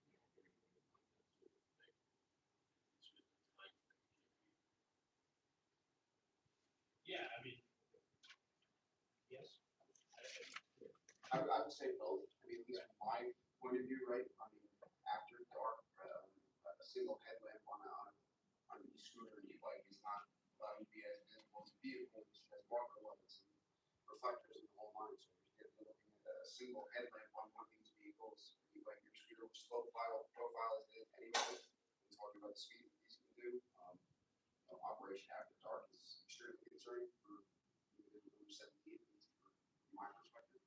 That's good to know. I mean, I think that's important information. Just to echo what the chief is saying here too, I can tell you, in municipal court, these, and as the mayor alluded to, these requirements of being home by 11 o'clock. There's other requirements too, that you can have X amount of passengers, as well, you've got details of the license and things like that. Those are all safety concerns, and I think the thought process is the young and experienced riders after that hour generally creates problems.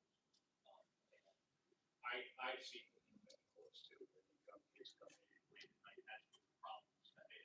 I'd be a little worried about this single lamp e-bike that moves late at night.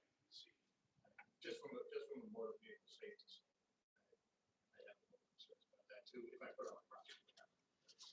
Is it the 11 o'clock curfew though for driver's license? You're allowed to have a note if you are working or coming from employment? There are religious exemptions, there's work exemptions, and having, I haven't seen any in the time that I've been doing, because I think the business owner is, worried about that vicarious liability of having somebody go up the road, hey, yeah, they're working at Johnny's Pizza, until, 11:30, and then something happens, or you need a 17-year-old brand new driver, I haven't seen one, 20 plus years ago, which can yell.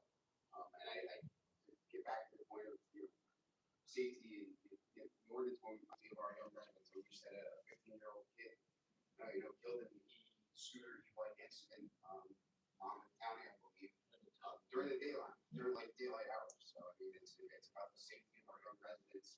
And then when we get to the part about being off sidewalks and things, it's about the safety of our people coming in and out of businesses, especially along the speed limit corridors. So I'm going to be punitive to look into potentially. So is there a suggestion, dusk to dawn, is it 10 o'clock to 6 o'clock? Well, the way it's written now is under the age of 18, you can't operate between 10 p.m. and 6 a.m. The school said that she wants to strike. What is? Or could we do 11 and keep it consistent with the driving rule? Sure, we can make it 11. What, is there a morning driving rule? John? No, it's, I think this is something that's also a start time. It's 11 to 4 o'clock. Because I never see it free, it's always Yeah, it's always the a late week hours for of the the party. drivers. Again, talking about the 11 o'clock hour, I'm more concerned about the time that the sun sets and then being out after dark. So, a nice evening like late in summer, you're talking, 8:30, 9 o'clock, still gets to the ambient light. 11 o'clock or 10 o'clock we're pitch black. So it's less about the hours of operation when the graduate driver's license of the full vehicle. It's about being tired and saying nothing good happens after a certain time frame. For the e-bikes, like I said, with the low profile and the limited lighting on them, it's about the darkness and the dark colored clothing and the visibility of that individual. So, and again, with talking about all 4 seasons of New Jersey weather here, right? You're talking about sunset and sunrise. Follow that when light lamps are required 3:47A. Talks about half hour before sunset and half hour after sunrise for lighting lamps. Way to follow that ordinance.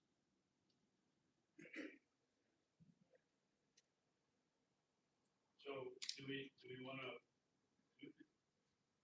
modify? Do we want to strike? Like I think what I heard is potentially change it from 10 to 11, but then Chief, to your point, right? It's really when the sun goes down, which is usually about 10 p.m.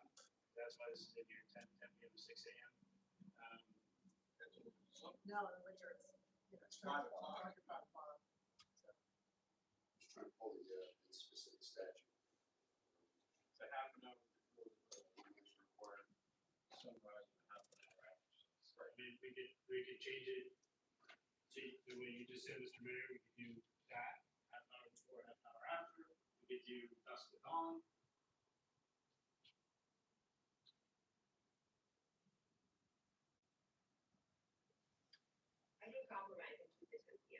hear what everyone's saying and I appreciate it. I just don't love being told like exactly what time kids have to be going places. We don't know everyone's situation in town. But I do hear the safety factors for drivers and for the kids on the bikes. And I mean, I know where my kids are at 10 p.m. So that wouldn't be an issue for my family, but maybe that's a fair conflict when it sounds like you both thought it through. Yeah, I mean, look, I'm just to be clear, I'm not trying to tell people what to do or not to do. Yeah. I'm just trying to keep residents safe, especially kids, right? So if it makes more sense to do dusk to dawn, right? Because we think that's gonna be, more acceptable, I'm fine with that. Again, this comes from a place of concern for riders riding at night, right? We wanna try to, I don't know what the right term is, but. Minimize the risk. Thank you. Yes, minimize the risk. So, like I said, I'm happy to do dusk to dawn, I'm happy to keep it 10 to 6. Whatever the council is. So then, just to clarify, we'd be keeping it in, removing optional, Correct. and we're deciding on time. Correct. So it would no longer read optional provision, it would no longer read optional.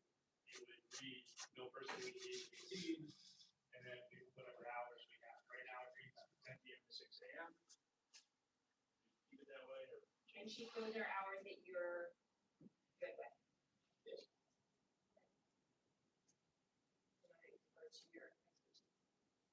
It's 10 a.m. to 6 p.m. Oh, I'm sorry, Ten we were minutes. referring to the 30-minute time. The 10 p.m. still doesn't make me nervous about it, like being on a scooter. Again, to some of your concern, right, relying on a 17-year-old child, young adult at that point almost, right, being out on an e-scooter. The greatest thing that's built into any law, right, is the discretion of the officer to enforce that. Sorry, I lost track of time, I'm on the way home from community park, should be in the park anyway, or wherever from, we certainly have that. There's a difference between that and somebody out joyriding on the scooter, at 10 p.m. If it wasn't prohibition, we could just be out home out, joyriding, whereas, I was at a friend's house, it got darker, earlier than expected, I'm on my way home, because that was carrying some. Chief, what's the youngest age that can be on a scooter, or whatever we're talking about now, right? Scooters, not e-bikes, scooters. I mean, we have no prohibition at all on They could any be age. 12, 13, they could be whatever age, right? Doing, our school students riding them to school every day. There's elementary school kids, right? An elementary school kid could be out there at 10 o'clock. Or 6 o'clock in the dark. Or whatever. As a driver, when I see a scooter at night and it has lights on it, I'm like, oh my God, how could that person be driving a scooter on the street in the dark? Because as you said, it's low profile, you don't see those things very easily. Right. So I also have a discomfort level with anything after dark personally. I would like to see it narrowed. do we want to, is the suggestion dusk to dawn, or is it half hour before dusk? Half hour after dawn? Dusk to dawn is easy to, About a half hour after sunset, half hour before sunrise, which is consistent with state statute. Correct. Okay. There's enough light Sure. after sunset. 3:47. Define it. Gotcha. and as far as the mayor pointing out here about, I just lost the section, about the parks, Mayor, you talked about public parks. Yes. You pointed out about the tennis courts and I would prefer not to have those scooters on the tennis or pickleball. 100%, that's Can an we issue. add that here, just, I believe it is, in there. I think we covered that in G where it's in the it next section. talks about the second, I guess, paragraph under G, borough owned common parks. But food shall be operated with speed on, or that's all part about paved surfaces. So you're covered by that saying specifically on paved surfaces, allowed on including parks, recreational areas. So it looks like to me that we're covered on that. So I guess you're saying the courts are not paved surfaces? That's my interpretation, is how we would, I think it's been a while since I've read through the ordinance with issue use condition review, but I think that's the avenue we were looking at. Because they're, And I you know, I'm not trying to point fingers, Oh, yeah. but they've torn up the turf field over here too. It's gonna cost significant amount of money to repair. Not that it's their fault, not that it didn't get a lot of use, but they've been on it, right? They spent a lot of money on pickleball and tennis courts, and you've got skid marks and all that sort of stuff too, right? And I have to cycle back and look back at our park ordinance, we do have a specific ordinance directly aimed at parks, whether vehicles of any type are prohibited on those. So it might be dovetailing with this ordinance, I can't recall offhand with that ordinance. That was my only concern, but I reviewed it, I thought it was excellent, I thought it was detailed, I thought you covered a lot of complaints that I've heard about people coming out of stores and being, you know, surprised by a scooter zooming by on the sidewalk, because of how dangerous that is. Yep. A lot of people have said, hey, that needs to stop, because I almost got, you know, sideways by a scooter. Yeah, no, I mean, this is a good step forward, we've been advocating now, you know, a long time for this. But I think we can do it, you gotta get this. Well, so just to clarify, right, so if we're looking in paragraph, section G, our own property parks, sorry, the bullets aren't numbered here, it's the fourth bullet. We read so I'll just read the section. The Borough Council may, by resolution, designate specific paved paths of borough property as open and electric bicycles or electric scooter operation, or may restrict operation from specific paved areas for safety conditions warrant. I would make the case that the pickleball courts and tennis courts are specific paved areas where we cannot do it, so it's written in the book. Right, and so I think that we could probably put that in the ordinance, right, some of these places, like the path that Jake was, right, that cuts through near the Jake back to the park, I mean, right, I think, you know, we're able to cut through there. So I think what this is saying Rather is than a resolution saying it, right, if we would put some of these in here already, because you're gonna go through an educational process, that people are gonna have to kind of know, right, so to change it down the road is a little bit, troublesome. That's a start. But I think that by doing it by resolution, allows for us in future, if there are other areas that we want to add into it, we can do that later. Right, but I think if we can capture some of the main areas right now, I mean, I think that would be better, right? And then you say, oh, geez, we only need this one. I think we can add one or two, maybe more, but there's already some that we already know. Right, like, for example, you have some ordinances that restrict driving on some streets, right? And every time we want to add a street to that, we update it, right? As opposed to waiting to. We know some of those areas now, right? So that's my point. Instead of putting everything in one, we already know a couple areas that we probably should add here. We don't have a map in front of us either when we're looking at all the paths and whatnot. Then you have Yeah, and I'm not really sure, you know, that if it's private property, but you have some of the ones around these different developments, right? You have over 53 that put around here, and part of that are passes. And those are always, they're gonna change, is my point, right? Like, they didn't exist there 2 years ago, now they do, right? So my point is that this as ordinance covers a lot, and to hold it back, to add like 2 things in there that we want to, I don't think that's doing a service to the public. I agree with you, that we should add them in, but I don't think we should hold the ordinance just to add those things in. I think substantially, it's complete, and it accomplishes the goals that we want, and then we can, at a later date, even next meeting, we can add in those other areas as we need to, after I've done some research on it. We can amend this and at the next meeting, some of these things, comes up with something.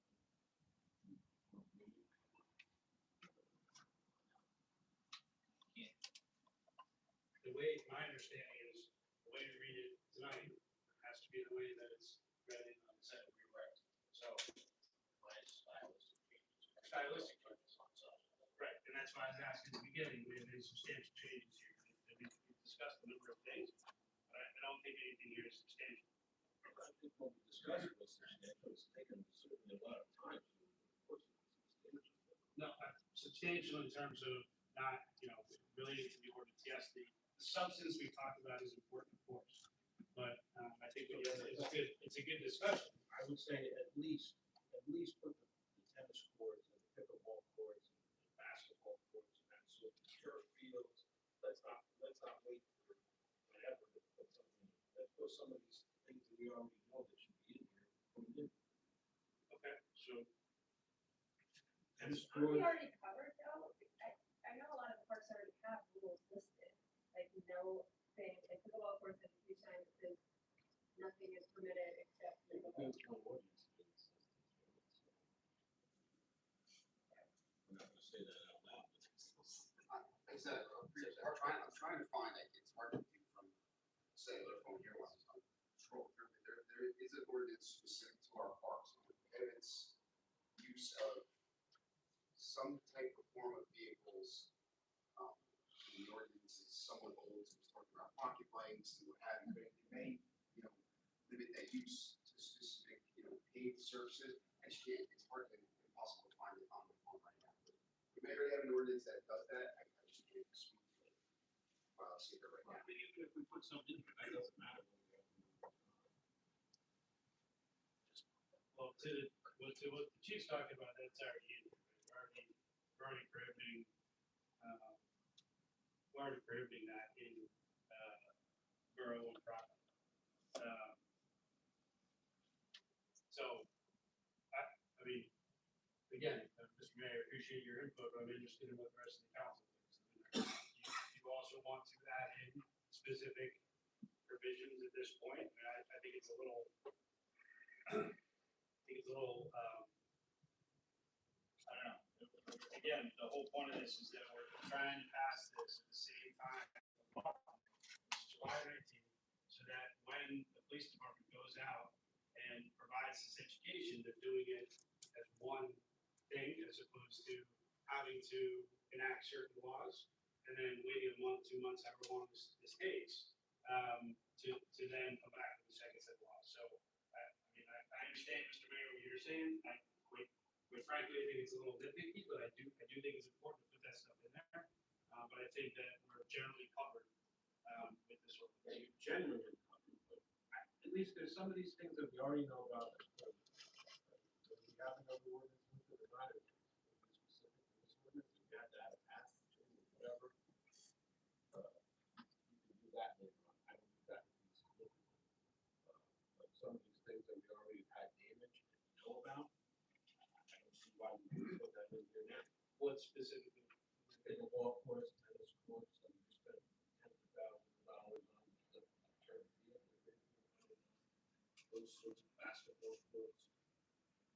Yeah, those sorts of things, I think, at a minimum. All right, so we'll add those in and we can amend it when we read it tonight.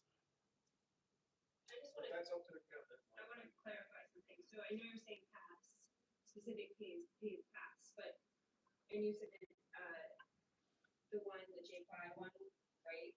That goes into the back of the church, is that the one you're talking about? I just have one question and I just need clarification. Because it also goes with section F, sidewalk and pedestrian area restrictions. So what are the kids doing we're a walking district, so many kids ride scooters, just like you said your daughter does. There are tons of kids who go up that way to ride home every single day. So they're not allowed on the sidewalk with their bikes. In the section between basically, No, I'm just concerned because a lot of these kids, like my son is in 3rd grade, and if he wants to ride a scooter from the hill, I would feel so much safer as a parent allowing him on the sidewalk. so going through this, and this was correct me if I'm wrong, the only place we prohibited scooter use on sidewalks was the business section between, say, Glenbrook Road and J. Fly Avenue. That was my concern. I don't think we have a full prohibition on like a 12-year-old or a 10-year-old riding on, Glenbrook Road. I think it prohibits adults over 18 on the sidewalk. Correct, But adults allows over 18 kids on to- any sidewalk. However, if you were, I don't recall doing a prohibition against kids, school age It riding. keeps the kids out of the road. Correct. Yep, that's exactly what it says. So in section F, bullet 2, it says, no person regardless of age shall use, operate, or ride any electric bicycle or electric scooter on any public sidewalk or other public property or on any private property to which the public is invited within the business zones of the Borough of Morris Plains. Yeah, all that says that. Right. 17 and under are allowed to be on the sidewalk. Right, because it says no person over the age of 17 can ride on the walk with that sidewalk. So then that just goes from there, like, I would be a little hesitant to restrict paths and put it so specifically, only because I know plenty of kids who cut through that path to go into their neighborhoods from school.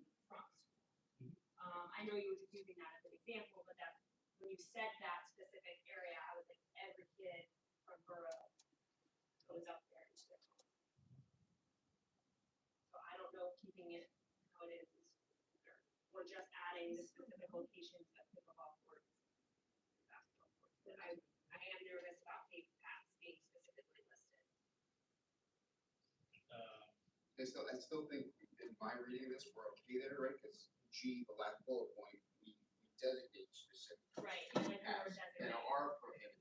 So, we wouldn't, the paved path, Mayor's Point from J-Swat, the small little paved path at the end of Diana. Yeah, like that.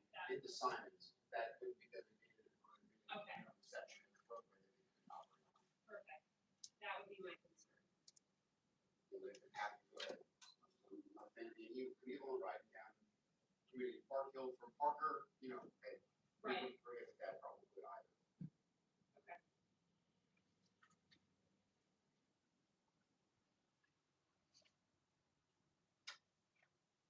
Any other input?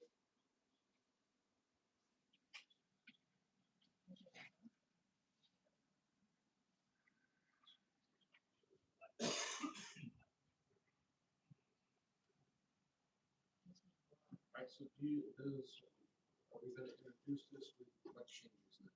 I That's was, the council's desire. yeah, I would say, Hold so, on, hold on. sure. Can I just ask one more quick question? Maybe it's, so I'm on that bullet point.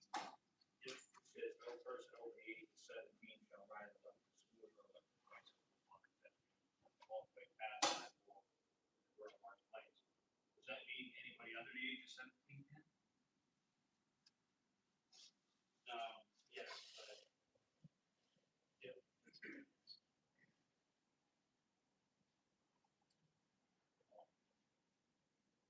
Why? Why would we permit someone under 17? I think it goes to safety. We want to keep them off the road during, before, sorry, half hour before the sunset. I got that language down. Just want to make sure. The changes that we've talked about, we're gonna introduce with tonight. Go through those together, and these can hear everybody else. I'm gonna defer to Mr. Horan to make these Question, questions. real quick though, before we do that, I have one other comment. On flexible one. Now I'm in D1, which is that optional paragraph. Yeah. Our last sentence said, any hours restrictions shall be posted at Borough Park entrances and key entry points. I don't know that I would suggest we keep that in there. I think from a practical standpoint, we can do that, and I would champion that, but I wouldn't put it in there, because then if a kid gets a ticket, but the sign goes down, now he's got a defense, and that ticket's done. So if there's a serious incident, I would hate to lose it, because the sign turned around, and kids spray painted and stuff like that. So I think from a practical standpoint, we should encourage that, we should certainly post the sign, but I wouldn't violate our orders, because then it becomes defensible. Fair enough, so, I suggest you just strike it, but Strike it. make a mental, unless the chief disagrees, because certainly about him. I just see an issue with that, rather than being actually helpful. I'm okay, I'm gonna take that. straight. So then that paragraph's gonna read, if I may, Mr. Horan, you can correct me. The person under the age of 18 shall operate an electric bicycle or electric scooter in the borough of Morris Plains, A half hour after sunset through a half hour before sunrise. Okay.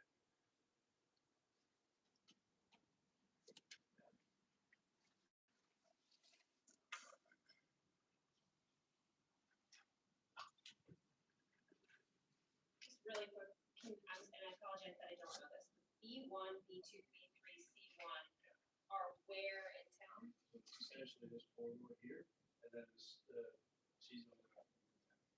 Okay, so none is like Franklin, it's none of the spots where kids live on the other side, going to camp, okay, all right, thank you. Next street, then.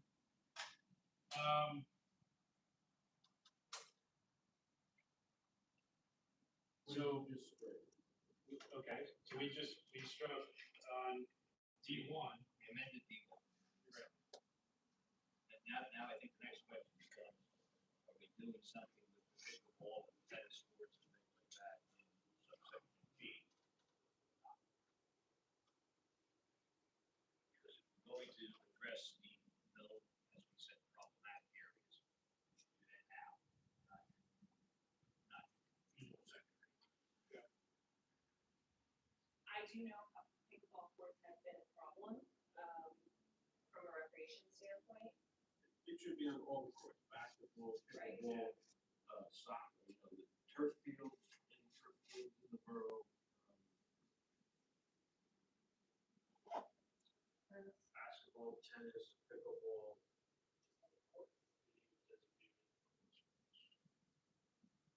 John, And a designated recreational courts. there you go. You know, what type of turf field is like cool. I would just have to say, any turf field. We said recreational surface. Recreational surface. Yeah. It says, maybe say surface court. Recreational courts and course surface. John, you have the, screwed up. I'm looking at 16-18. I was too, but then I lost it, the other one. You got 16-18B, restricted areas, no person shall drive a vehicle on any area except paved parking, dark roads, parking areas, or such other areas as may be on occasion specifically designated as temporary parking areas, basically saying you can't ride any vehicle, and we're not classifying vehicles, with motor vehicle code and our ordinance, so you can't, but I think it will all be law, so.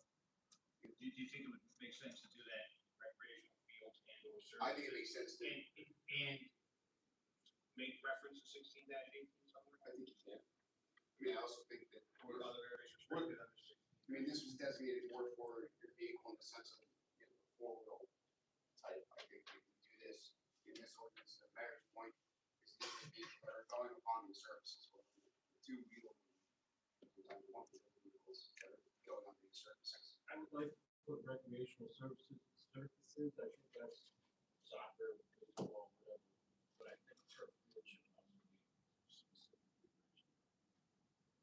Level of line.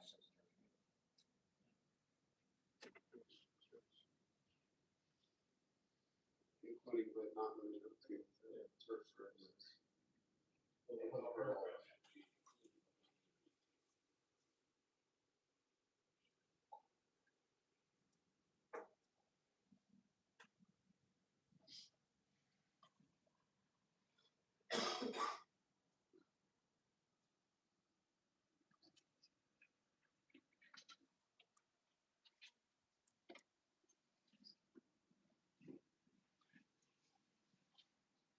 John, do you have an idea where that would, how that would fit in?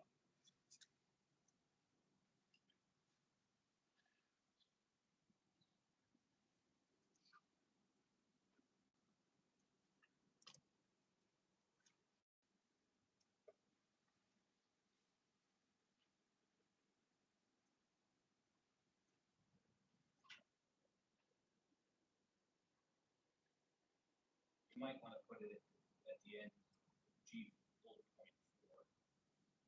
I would stick it in right after the first sentence, where the borough council made by resolution, after the word one. Next sentence, before the borough council may also designate that. Okay. The use of those vehicles. Okay. Recreational services, fields, and courts. Yep. Services. Included but not limited to. Shall include, but not be limited to.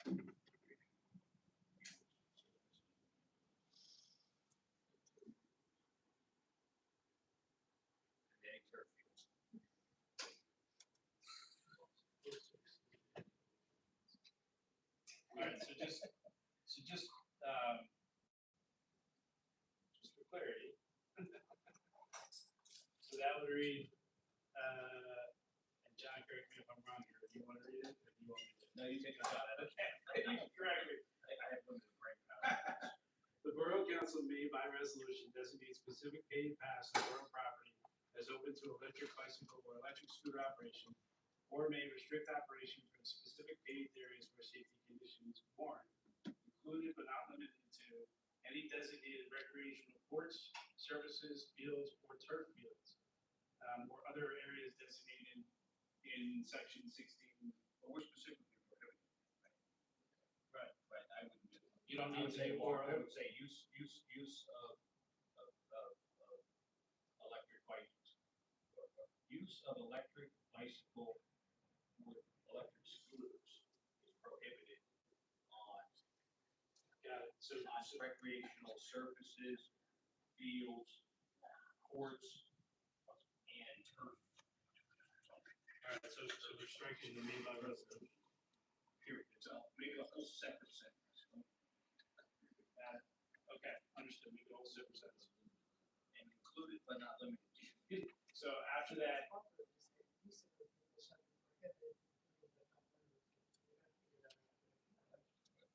It includes those, but it's not limited. But it's prohibited. So it's kind of awkward. Oh, you're talking like that. Yeah, just prohibiting something, but then we're not including everything. Prohibiting. Just give it. Just stick with the use of electric bicycles or electric scooters on recreational field surfaces, courts, and turf surfaces. Okay, not included, but not including. That does create. Okay, just break that. all right, John, I just make sure I understood it. So we're just inserting a sentence after warrant, and the sentence is going to read, the use of e-bikes, e-scooters, you should really just say use of any vehicle in reference to this ordinance. But all vehicles referenced. So. Okay, so the use of all vehicles referenced in this ordinance are prohibited on any designated recreational court, surface, field, or turf field. Okay, on any recreational court, surface, field, or turf field within the borough of Morris Plains. Okay, great. Hopefully you're taking notes. You got your bar license. Me? No way. So if that change, we'll change it to the optional section. Correct. Yeah, it's got that. Right? Not that I know, but those are the ones I have, so. We're good on the fees, I'm good with that. The whole, information or education, whatever you call it, should be on, TV, all their social, borough socials, I think something should go out to, some of the businesses as well. Because it includes them for delivery and whatnot, so they should be aware of that as well. Absolutely. Now, fees, but is there a fee for that business to register with the police department? That would be a fee, that's not a statute. That's not a penalty. I forget what section I'm in. So we have under.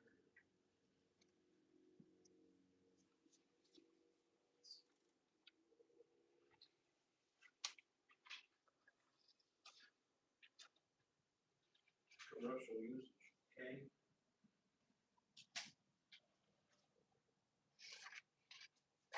Last bullet point. That's not it. That's not it.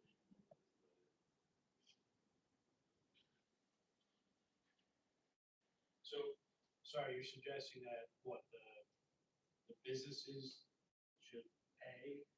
It's on the second bullet point. It's first registered with the Morris Plains Police Department. Yeah, sorry, what section? K, second bullet point. Yeah.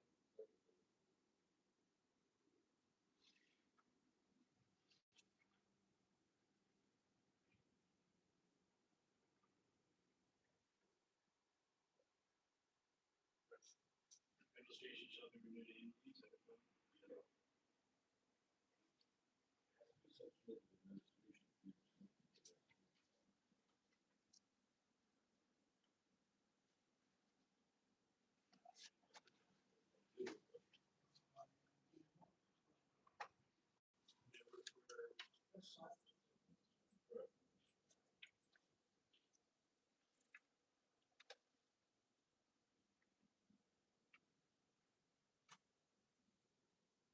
As I read this again, I don't know that we're the correct agency or department, or handle it. I don't think so, quite frankly, more the clerk's office. Sorry, Rich.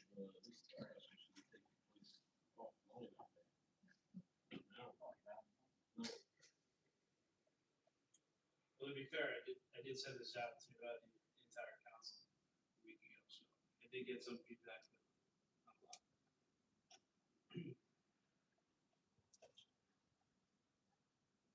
So what's the suggestion? You need some sort of administration fee or administrative fee in the department where it's gonna go to. So it's just not. So where do registrations right now come through the clerk's office here, every dog licenses and that kind of stuff, right? So I think that would make the most sense, right? For it to come through the clerk's office. Morris Plains DMV.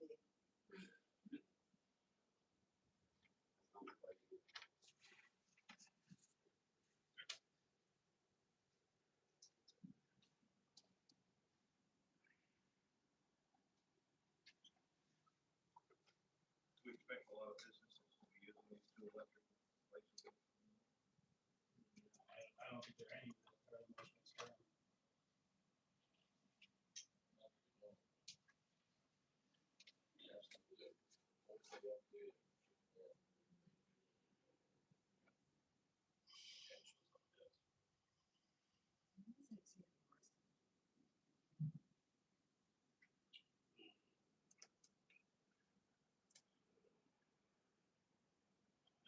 So we say the police department shall maintain the registry, or we say the clerk's office? I just think it makes sense for the clerk's office to do it there, do all the soliciting permits Okay. and fees and such. And then.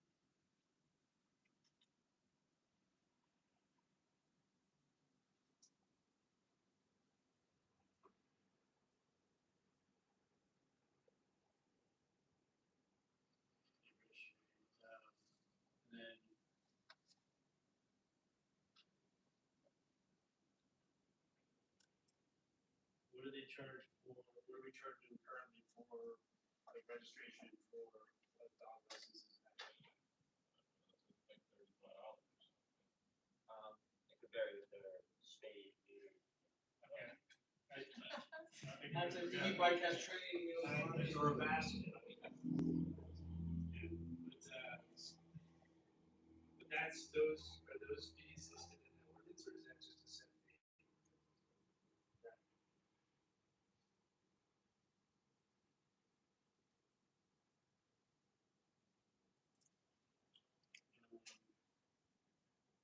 So how does the council feel about, say, what fee would the council feel?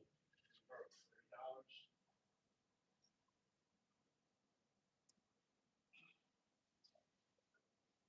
Give it $30? Yeah. Vendors, this is for businesses. Yes, registration, so it's an annual registration, for $30. And they start becoming a nuisance, we can always check it out next year. But then that charges that to people.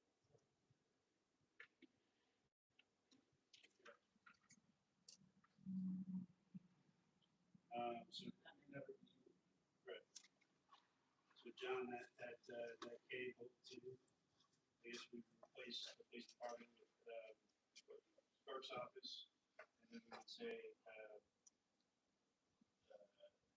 registration fee. They will businesses or entities will pay a $30 registration fee. I think what we said was this has to be in people. Yeah, but I would say starting January 1st, whatever, so we put in fees for next year.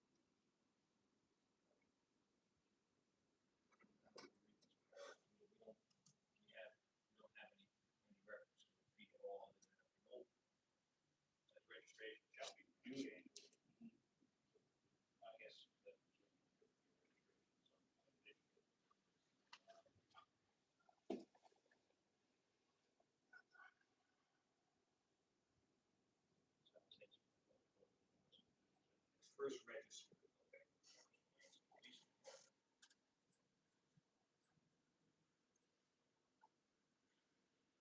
The fee of which shall be in accordance with the borough's fee ordinance. And then registration shall be renewed annually. At the fee in accordance with the borough's fee ordinance. This way, if you change, in other words, I wouldn't say $30. Then if that changes, then you gotta have housekeeping. Just whatever's in the fee ordinance covers. And then the applicant, the owner, whoever's the person can then look up in the fee ordinance what it is. I'll take care of that. Second January 1st, 2027. Like using all those fancy words.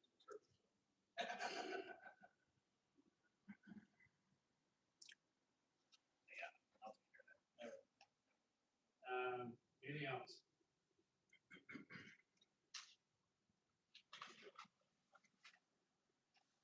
You good? Looking good. Okay, sorry that it took so long, I appreciate everybody's time in doing it, but I do think it's important, to do this, so thank you all for taking the time. Just to know that will be an additional process that we'll have to create in the clerk's office. There's a certificate, there's an administrative process. that We we'll have time. Yeah. Anybody else have anything for comments? Moving to approval of minutes. Right.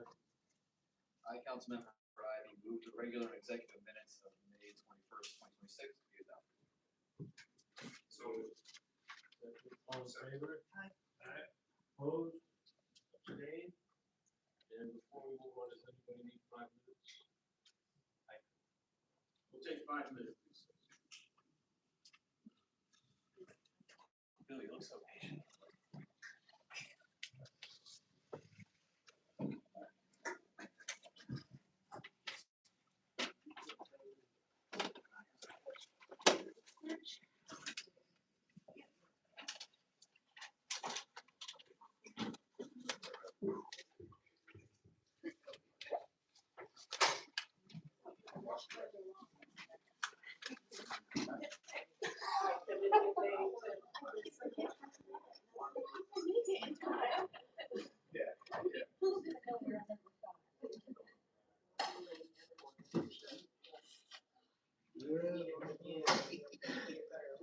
That's how I get confused on these things, right?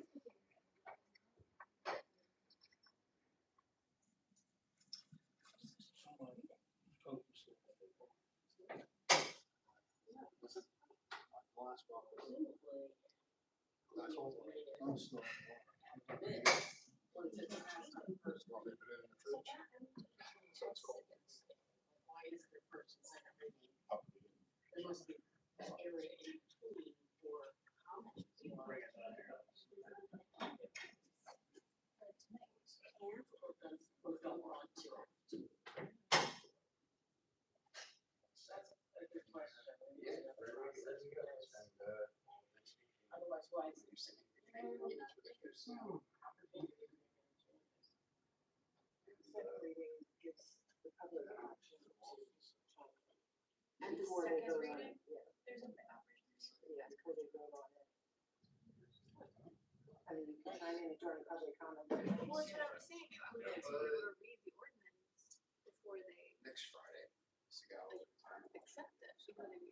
Right. So you can ask questions Stop on up. it. Right, you can ask questions when it's mentioned for the public who's Yeah, here. you read or it, yeah. They can think about it and maybe come up with questions for the next meeting before they make it final.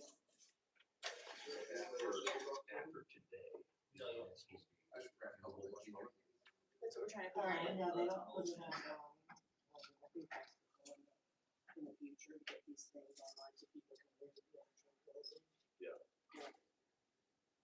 After tonight's meeting, for the next one, second meeting, you could contact, you know. I can't get online, but I can get through. Yeah, you could go, I guess, Right. to the town, and also to the copy. Yeah. Should be part of the official minutes. the official minutes aren't approved until next meeting, so. I'm sure like. Yeah, that's your question. Yeah.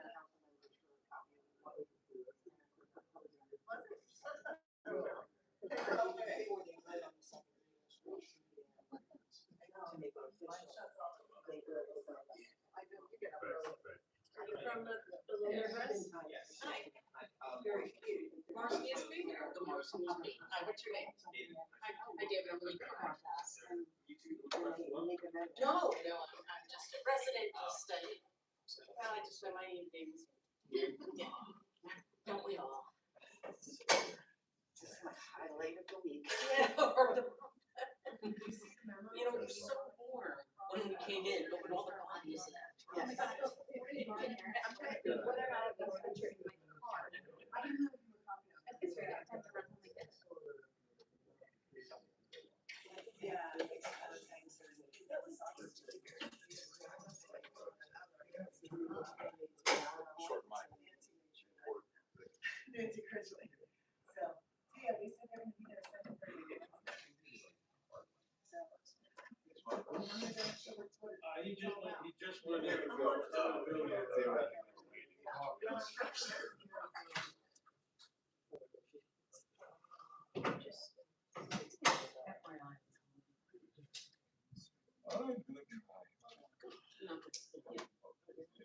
We're saying, yeah, still.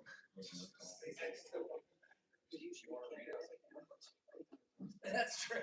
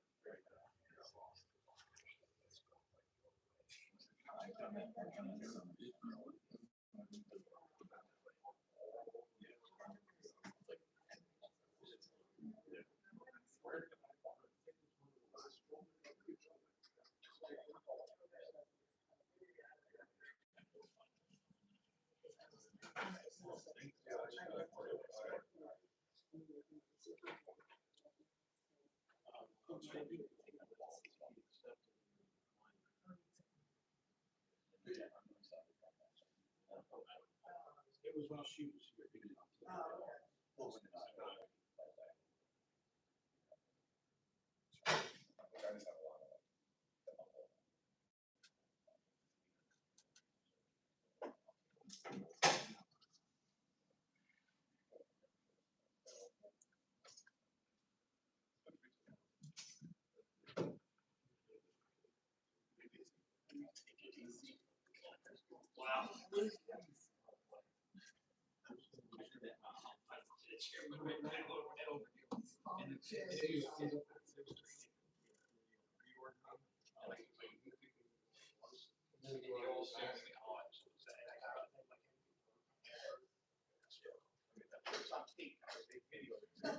So I'll send a picture to Sarah.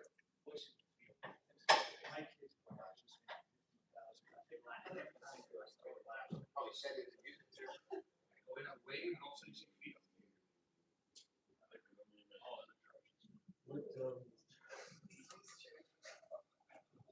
Zero. Like,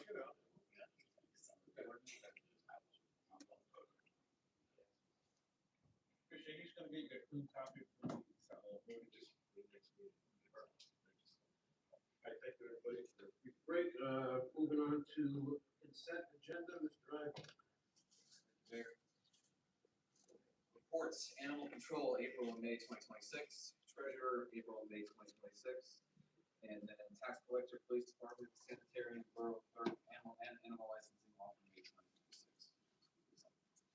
Resolution 2026-74 entitled Lot None Post number 3401, ABC license, state license number 1423-31-006-002. Resolution 2026-75 entitled Door Art Corporation ABC license, state license number 1423-33-001-003. Resolution 2026-76 entitled Joe Lynn Liquors Inc., ABC license, state license number 1423-44-003-003. Resolution 2026-77 entitled Milpito LLC, ABC, state license number 1423-33-004-003 in pocket. Resolution 2026-78 entitled Chris Investments LLC, ABC license, state license number 1423-44-002-007. Resolution 2026-79 entitled Morris Plains One LLC, ABC state license number 1423-33-005-009 in pocket. Resolution 2026-80 entitled Borough Morris Plains Municipal Housing Liaison Appointment. Resolution 2026-81 entitled Annual Audit Corrective Action Plan. Resolution 2026-82 entitled Resolution Authorizing Amendments to the Borough of Morris Plains Personnel Policies and Procedures Manual to comply with the recent changes to the New Jersey Family Leave Act. Resolution 2026-83 entitled Cancellation of Balances and Overpayments Less than $10. Resolution 2026-84 entitled Refund of Overpayment. After approval from the police department, the council was polled and the second cars and coffee was approved and held on June 7th, 2026 at the American. Having polled the council, the Morris Plains Community Band was approved to hold their annual picnic at Community Park Pavilion on June 17th, 2026, with a rain date of June 24th, 2026. Further permission to serve alcoholic beverages was granted. Chief Karosky be granted permission to take a borough issued vehicle out of state for the FBI National Academy in Quantico, Virginia, from July 9th, 2026 through September 17th, 2026.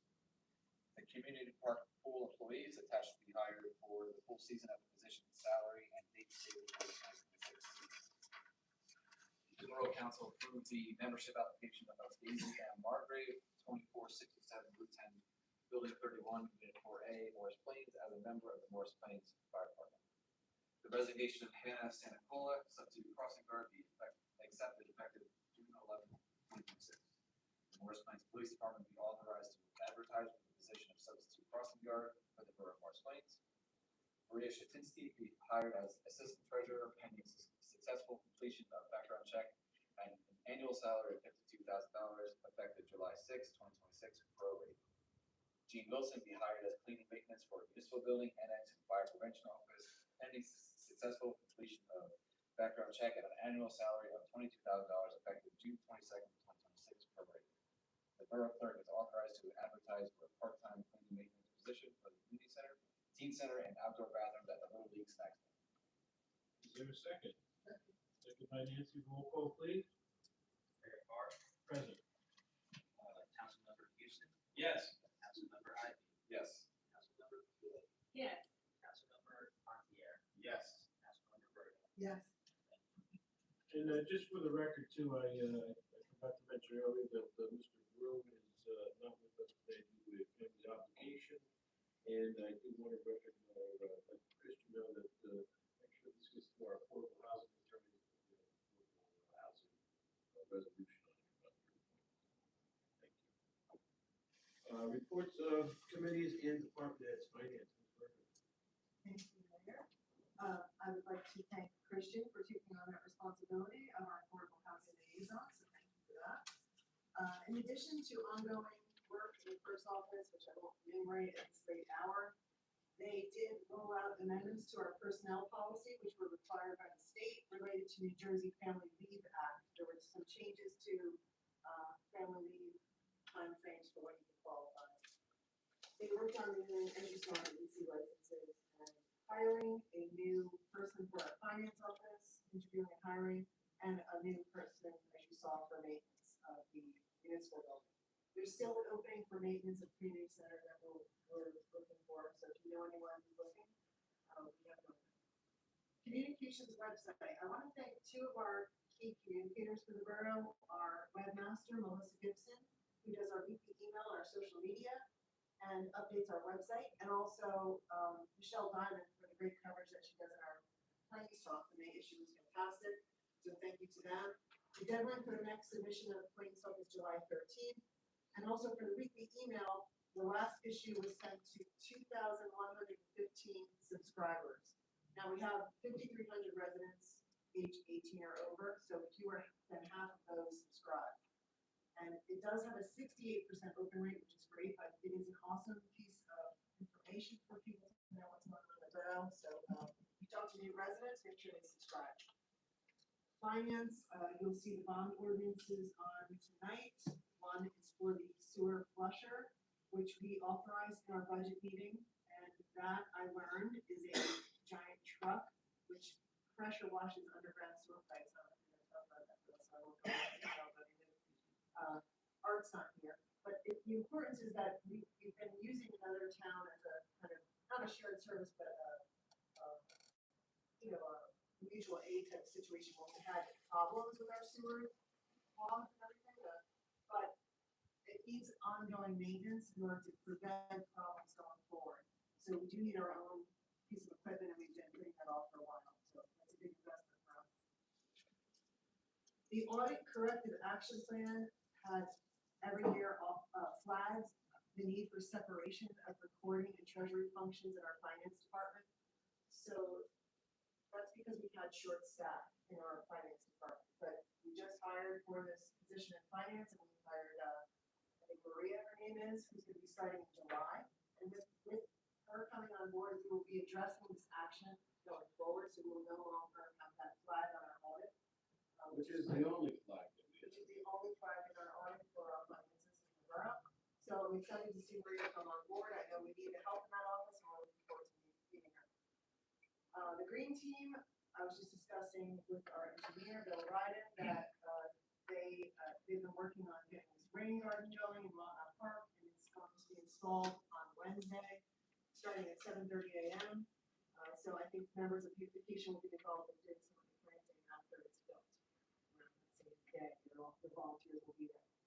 Also, I want to report that the LGEA, the local government energy audit, was complete, as I mentioned at the last meeting, and the report will be provided to us in July, so more to come on that, which we're looking forward to seeing. And then I just wanted to say Happy Father's Day to all of my colleagues that are up here who are fathers, and to all of you out there in the community.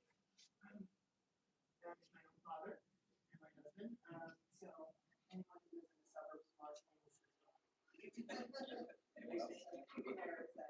Happy Father's Day all. Thank you. Right back. Public safety. Thank you, Mayor. Been a lot going on in the borough as of late, so if I missed something, please forgive me. A few weeks back, when there was some small riots in Newark, the MPPD was proud to send a few officers who have training in riot and crowd control. Happy to report that everyone made it home safely. Want to thank them for their support, stepping up and volunteering. Just a reminder again that Chief Karofsky will be out of state at the FBI National Training Academy from July 9th to September 17th. I know I will miss him, and I'm sure the department and many others will as well. But it's an incredible opportunity that I know he's waited a long time for, so congratulations, Chief. Go kick some butt for Morris Plains. Lieutenant Guild and McKay will be taking the helm. I've got 100% confidence in both of them while Chief is gone. Officer Naquan Walker led the lead graduation at Borough School. I was lucky to attend. It was a fun ceremony and a great day, and we were all really proud of the students. They were super excited. PSNS has been taking the next steps of the planning process for the renovation and addition to Borough Hall. I know there was a meeting on June 5th and one coming up again on July 1st with Chief Dave Schultz, Mark Cohen, starting to go over schematic design, site plans, and next steps. As promised, I will keep the residents updated as we learn more. And again, there's going to be another meeting on July 1st, 2 weeks from now. With the school year coming to an end, I was honored to go to the 8th grade borough graduation last night. What a great group of kids. It was really fun watching the awards given out, the way they all supported each other. With that being said, the crossing guards will be finishing the year out tomorrow, the last day of school. I want to personally thank every single crossing guard for their hard work in ensuring our kids stay safe every day throughout the year, so thank you. The police department has grown. With the current schedule and the addition of the traffic unit, the borough now has a need for another leadership position and a 6th sergeant.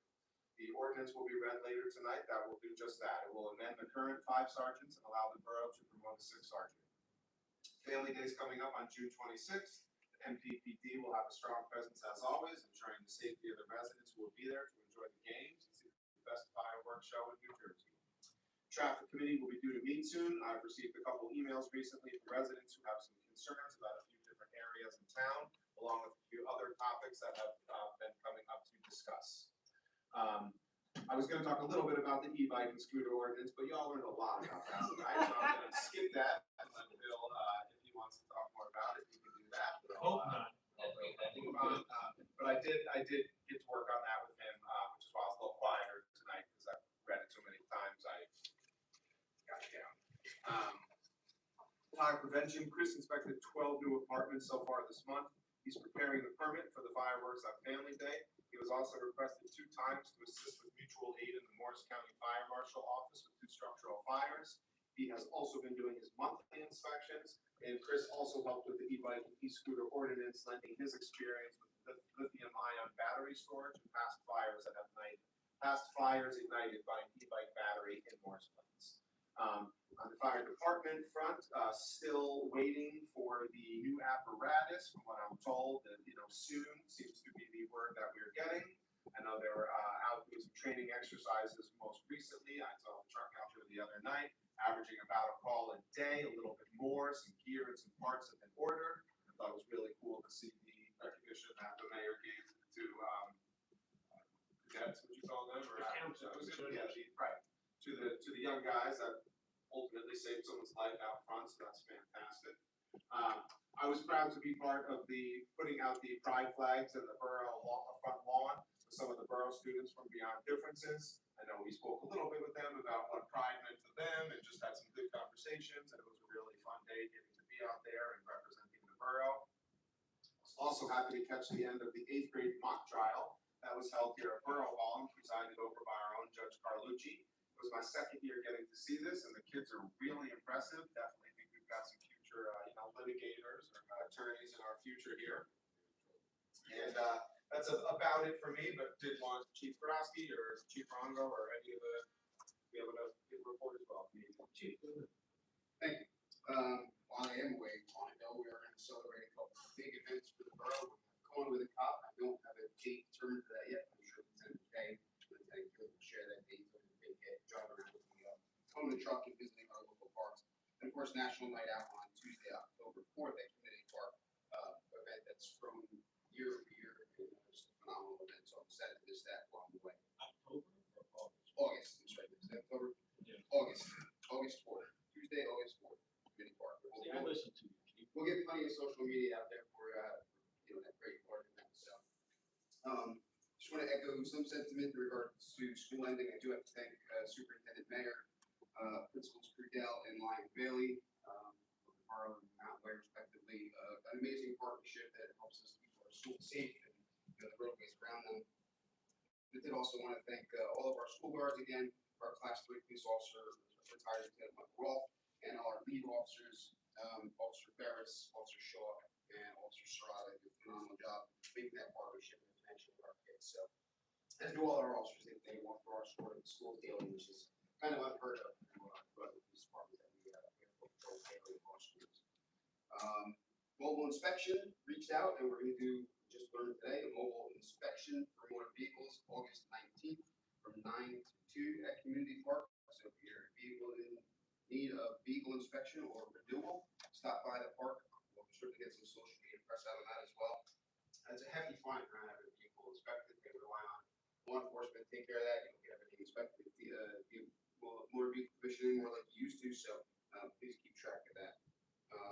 And finally, last but not least, all 4 of our supervisory officers in the department were given a task, something I wanted to do for a couple years on the bucket list, but are now going to each of our houses of worship in the borough, 4 in total, completing a facility assessment with them, helps them prepare for the security measures they might have to put in place, but also helps us with our potential response. So all 4 supervisors have been assigned a church in the borough, and we'll be looking forward to keeping that information internally, but another avenue of connection with our houses of worship and keeping our parishioners safe. So that's all I have, unless there's any questions, comments, or concerns. That's great report, Chief. Thank you for everything that they do, but just that relationship with the school and that moment's notice, you call or he calls or somebody who supported one of our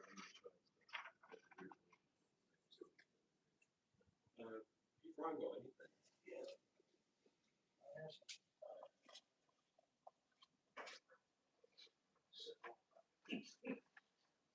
Oh, approved. Did they send it to you? Are you sure that's it? I know that. That's, Is that the pump? Yeah. you go on firematic, rat. Something happened. I didn't do it, I got it like this. It's his big fingers. Not mine.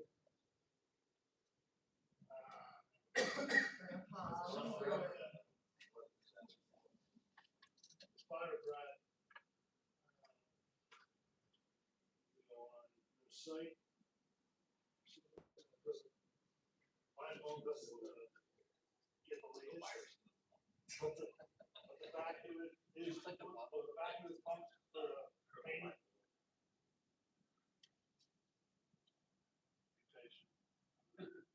I had.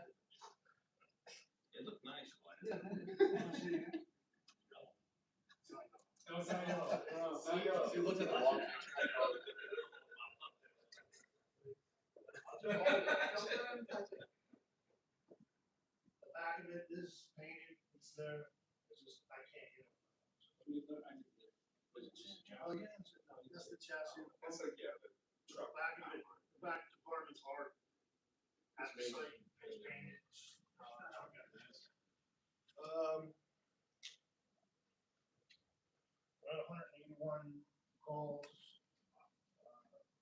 Seems Denville has had a lot of fires lately, so we've been there like 3 times in the last 2 weeks. Once the truck was in service on Main Street, where the cafe fire. So our truck and our guys got to work. The last 2, last night. Yeah, it was last night. And today, we're standbys at the firehouse. One of them out Arlington with the air truck, and then that broke. That's not ours. So. Whatever. And what else we got? Thank you again for recognizing the juniors. Just shows you what they learn. A lot. I mean, they learn a lot here, but they also learn life safety stuff from school actually. So, Marsh County, you look at that. I call it that. So. Me too. They're doing a great job. Teaching the kids good things. That's good. That they can use. Yeah. An order of hose came in. Still waiting for some more. And then all right into everything else is coming up. Fireworks are coming up. So we get that. All done. Ready. It's 2 weeks like that. That's Week of the day. That's about it right now. We'll just go into testing and the maintenance. Anybody have any questions? services to the passed away fire. Oh, yes. Thank you. Yeah, my sauce. It was supposed to be today at Presbyterian Church, but his wife got rushed to the hospital, so they had to cancel that. It'll be put out back on the precinct. Do you know if she's okay or? I think so. I haven't heard anything, so I'm hoping so. So it's just gonna be a small service at Presbyterian Church, as far as I know. Thank you, Chief, and really, again, that's really a testimony to everything that you guys do, your command staff, right, and making sure that everybody's trained and wonders of you. Moving on to Public Works, Art's not here, but we do have our engineer. Right. Thank you, Mayor. I got this. Yes, update on road projects, the Stiles Avenue project is going to be starting next week, June 25th. We have a pre-construction meeting, everything's in order. The police are on board for traffic control. The Capital Road project, that's the multi-road contract we do every year. That's still in the contract phase. The DNL paving is gonna do that job, they submitted their bond and insurance certificates for review by Mr. Rand. So once that's squared away, we'll sign the contracts, we'll have a pre-construction meeting, and hopefully get that going. Last Tuesday, I had a meeting with DEP stormwater compliance section that came into the city, us, Kevin and John, myself. A couple hours, we met with them. They went through all our records, papers, they took a look at the site, the DPW yard, and also the recycling yard. Check that out. They were pretty much happy with what we saw. John's keeping the records on the catch basin maintenance and all the other functions that have to be done. So, we'll be getting a written report on that inspector, and to Ms. Berger's point about the new truck we're getting, that's also very fundamental for our stormwater management program, because cleaning catch basins is Did they say anything about the tree ordinance? they asked about that, yes. We're working on it. So it was a cordial meeting, and, you know, we went to have several involved. Okay, that's good. And what's that? We'll keep working on it. There's towns that haven't even touched this. Okay. You're good. And then lastly, I worked with Steve Welsh on a community park trail construction grant application. And I put some minutes together for him. I believe that's due tomorrow. And he has a release of that. And that's all I have. Just, with the grants, I can't remember whether it was brought up at the last meeting or not. I think it was, but we did not miss the Green Acres grant. I don't know if it was brought up or not. We did not receive that. That was for upgrades for the pool, but we'll keep trying to move forward to other grants. Hopefully we land on something. A little disappointed, but understand. Thank you, Bill. Public buildings and grounds. Quick recreation update, we're excited to share that camp enrollment has increased this year. With camp beginning next Monday, I would like to extend a sincere thank you to Jade and Jamie for all their hard work and dedication in preparing for a fun, safe, and successful summer program.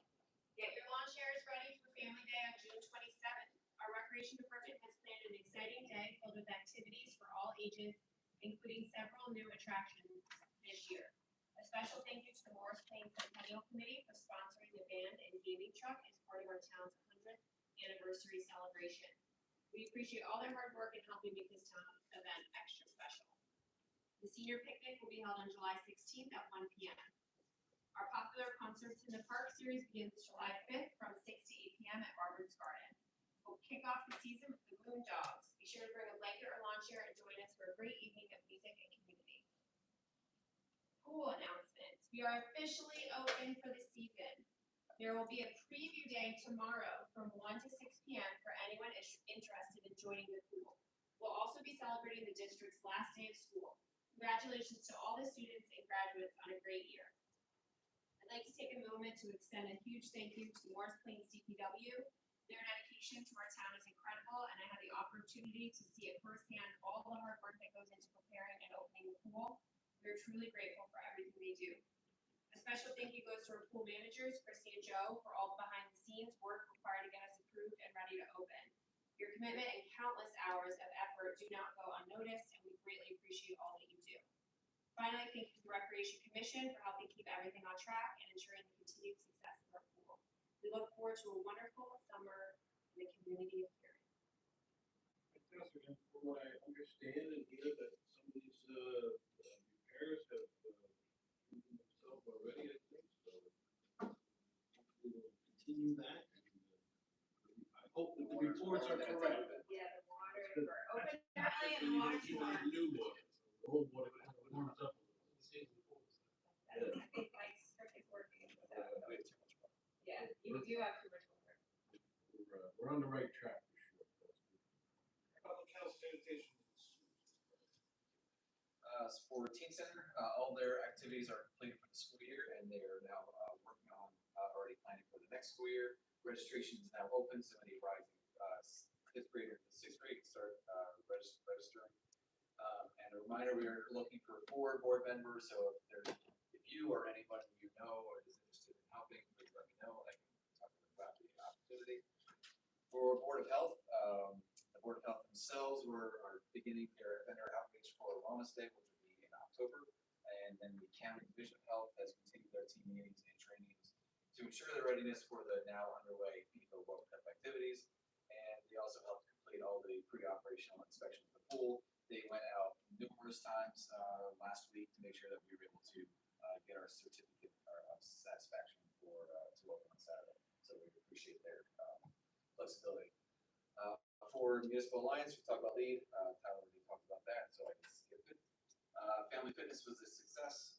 We did notice that there was lighter attendance this year than last year, and believe it was due mostly being later in the year, especially after Memorial Day.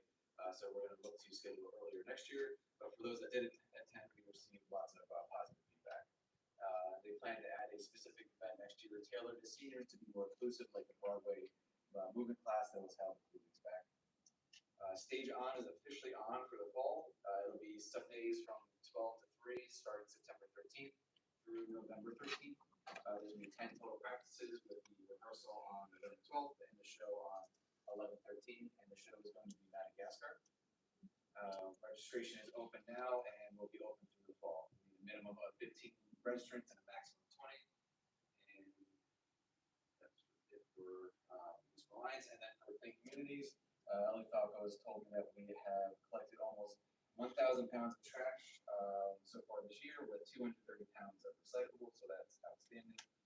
She still has a few more additional groups that are going to go out over the summer to keep the parks in downtown looking its best.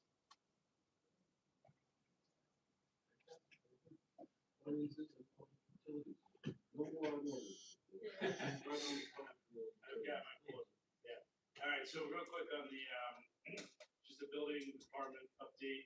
So for the month of May, they issued 35 new permits, 10 building, 24 electrical, 19 plumbing, 7 fire, and 8 mechanical, and they collected $23,724 in fees. The ladies over there, they entertained 20 over requests in the month of May alone. So that's it's actually a pretty high number. It's the highest number of over requests they've gotten in 1 month to date. So as we said before, those have to be answered pretty much immediately when they come in. The planning board, so the planning board met this month. There were no applications on the agenda, but we did discuss the checklist ordinance. We are getting very close to having this thing finalized. So there were a few more notes that were added. So we're going to finalize that, send it back to the planning board, send it back to the Board of Adjustment, and then hopefully we'll have something to introduce to the council soon here. I did also, as a reminder, provide it to the council, so if you all have any feedback or input you'd like, please get it to me. I can try to combine that with the planning board and Board of Adjustment. Yes, you did. Yes, you're right. Thank you. Appreciate it. As mentioned, tonight we have a number of ordinances. So first reading is going to be ordinance 7/2026, bond ordinance for sewer jet and catch basin cleaner, which Ms. Berga, Mr. Reiner spoke about. It authorizes DPW to acquire 1 sewer jet and catch basin cleaner.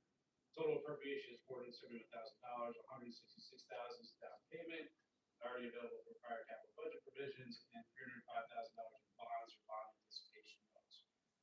Useful lifespan is about 10 years. So that's that ordinance. Ordinance number 8/2026, which the chief Tyler mentioned earlier, is for police department sergeants to increase the number of sergeants from 5 to 6. Ordinance 9/2026 is the e-biking scooter. Anybody wants to recap that? I'm happy. And then on second reading tonight is ordinance 6/2026, which is appropriates a total of $279,800 for capital improvements.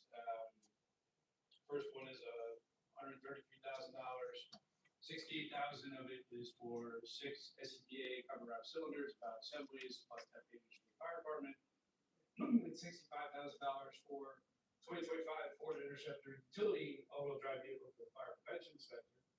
And then the second comes from the capital fund balance for $126,800. $96,800 is for the police officer body worn cameras, ALP automatic license plate readers, and duty weapon transition and upgrades for the police department. And $50,000 of that is improvements to municipal lines and Simon's Park. Lastly, I would like to again say that Tyler already mentioned it before about the pride flags outside. Myself, Tyler, Mr. Ivy, and the chief were out there, and it was a great event. Glad that we do that every year. So I think it's really important to the community, especially to the youth of the community. And I did ask one of the students what pride meant to them, and their response was simply one word: love, which I thought was great. And then, of course, congrats to the 2026 graduates. My daughter graduated 8th grade last night. I'm officially out of Borough School now, so we got the high schoolers and the high school graduates tonight. So congrats to all them. And that's it.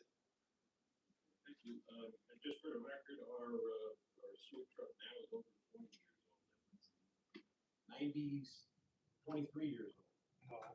93, so 97, so almost 30. 30. So we get our useful life out.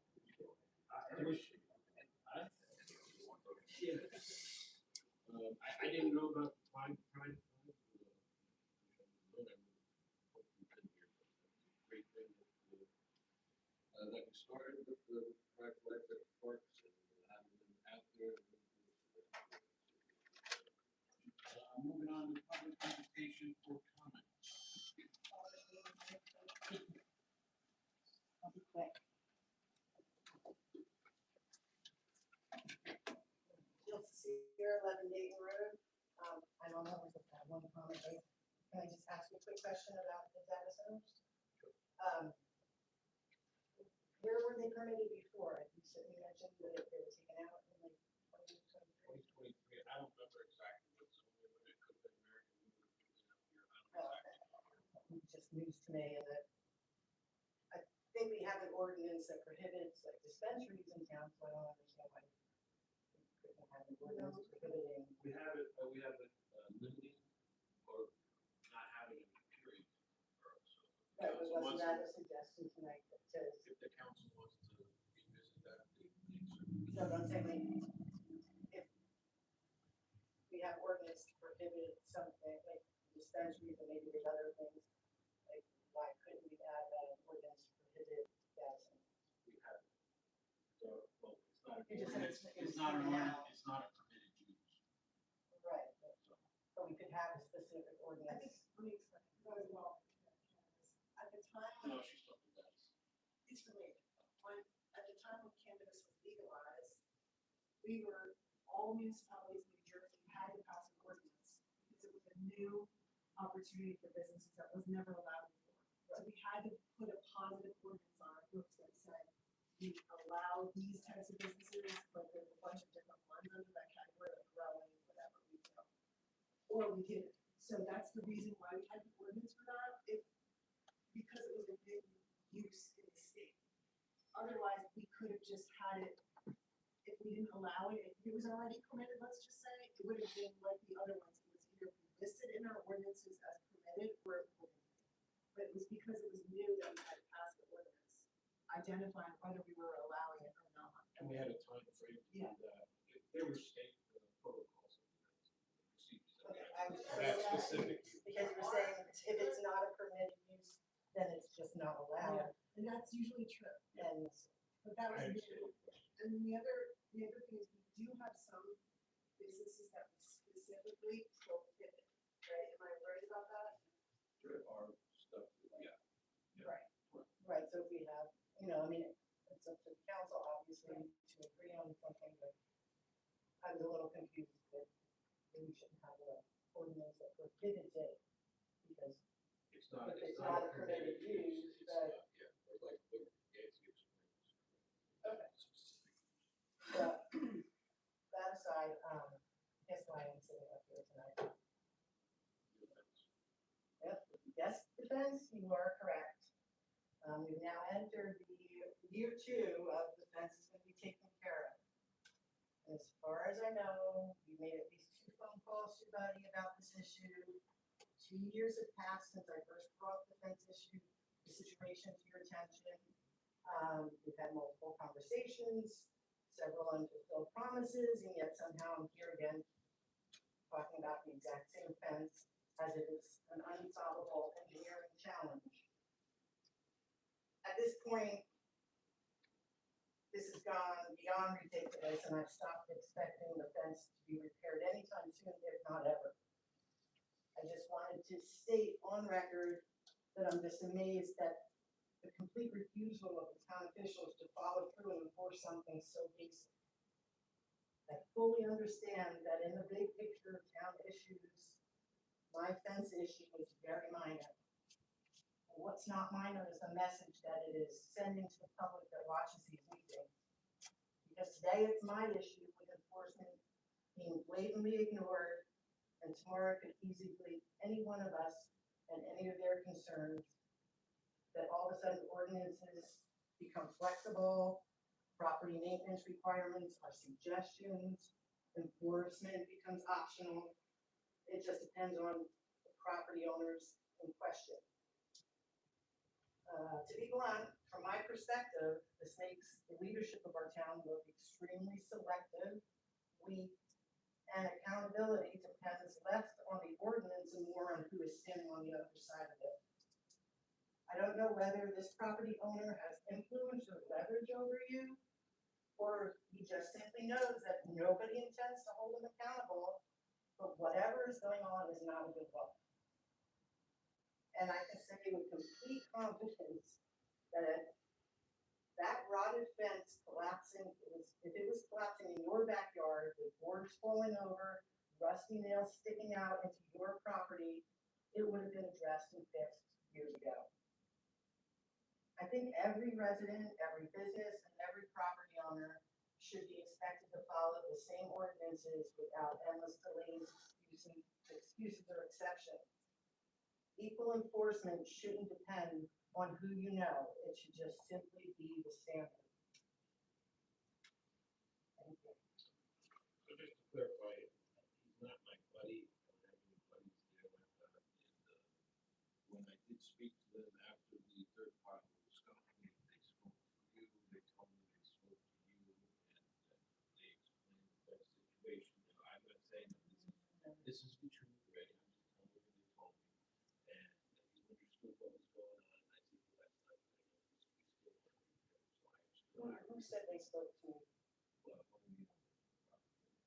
the contract. I have never met Malali in my life. No, that's the person who told me. Contract. That's supposed to be spoken to. I spoke One of the days. the demo contractor, Yeah, that was. but we didn't speak about the fence. Again, that's what I was told just for that, but I am. We spoke about that he was asked to look at the fence, and he told the property owner he has nothing to do with that. That's not part of the demolition. There's no situation that I understand or this is 2 years. You're the mayor. I realize. The buck stops with you. 100%. I don't understand what's going on with whoever's supposed to enforce these rules in the zoning or whatever offices. But this is unacceptable. I know if it was at your house, or probably anybody's house, it would have been taken care of. To me, I feel like it's a retaliation somehow, and I did absolutely nothing. I've lived in my house for over 30 years, pay my taxes, I mind my business, and yet I have to deal with a fence that is half now non-existent, and the ones that are standing up, the panels that are standing up, have a rusty fence that go into my yard, so if myself or anybody visiting my house falls into that fence, guess who's gonna be sued? Not only the property owner, but the town, because they know this is going on. So, I guess I'm beyond words that a simple fence cannot be replaced. And this guy is just allowed to do whatever he wants. Probably as frustrating as you are. I doubt that. Maybe a little less. Question about enforcement. So if we have an enforcement official who is not finding the property owner, what can this leadership of the town governing body do to have him enforce our property maintenance code?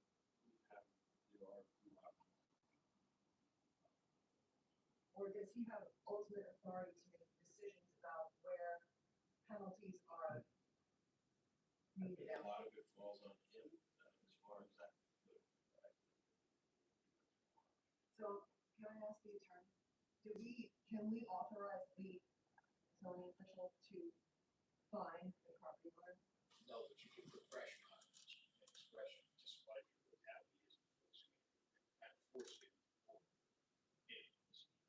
Explain why he's not enforcing it. I mean, it's 2 years. Right, This is not like a thing that I asked last month, you know, and. I'm not suggesting it's No, a I violation, I'm trying to answer Councilman Furman's question. So, you know, if we see a clear violation, then we can say to someone, hey, this is, as we understand this, we see this is a clear violation. We'd like for you to issue a summons.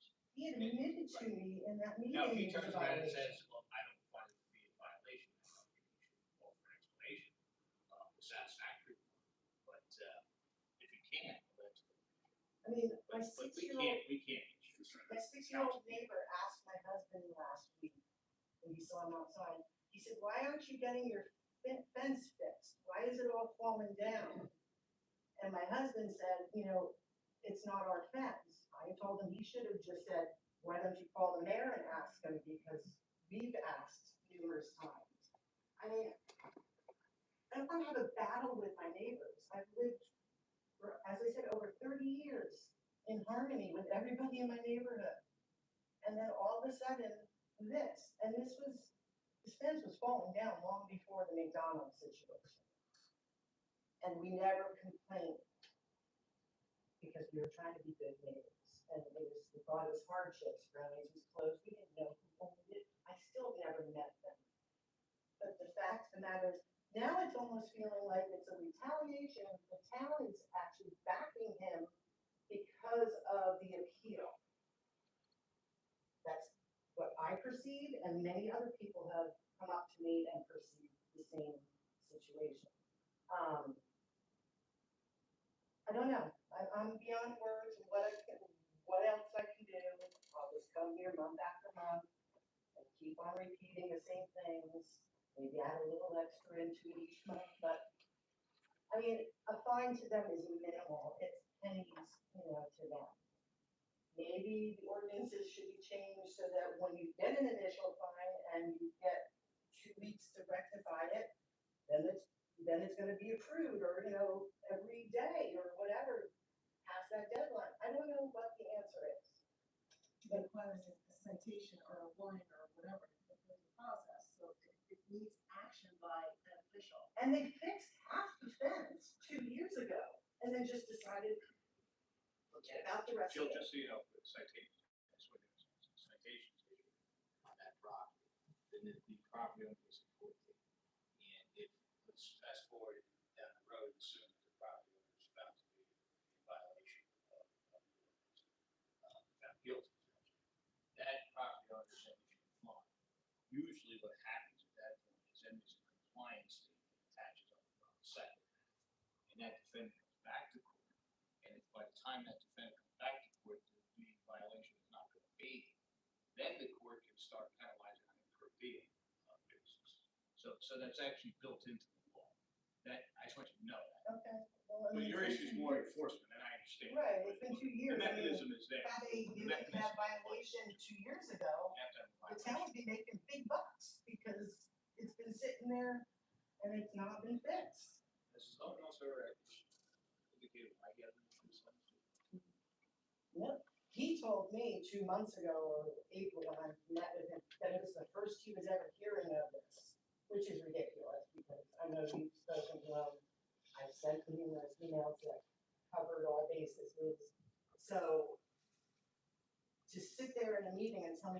first he was ever hearing of it was ridiculous, but the fact is, he's never followed up with new ones. I know he went over there and looked at the entire property as a whole, but there's no way you can miss that fence. You could be standing on Steele Avenue sidewalk and see that half that fence is missing and you can go right into my backyard. But I'm at a loss of what to say, but I've got a month to think about it for the next meeting, but thank you.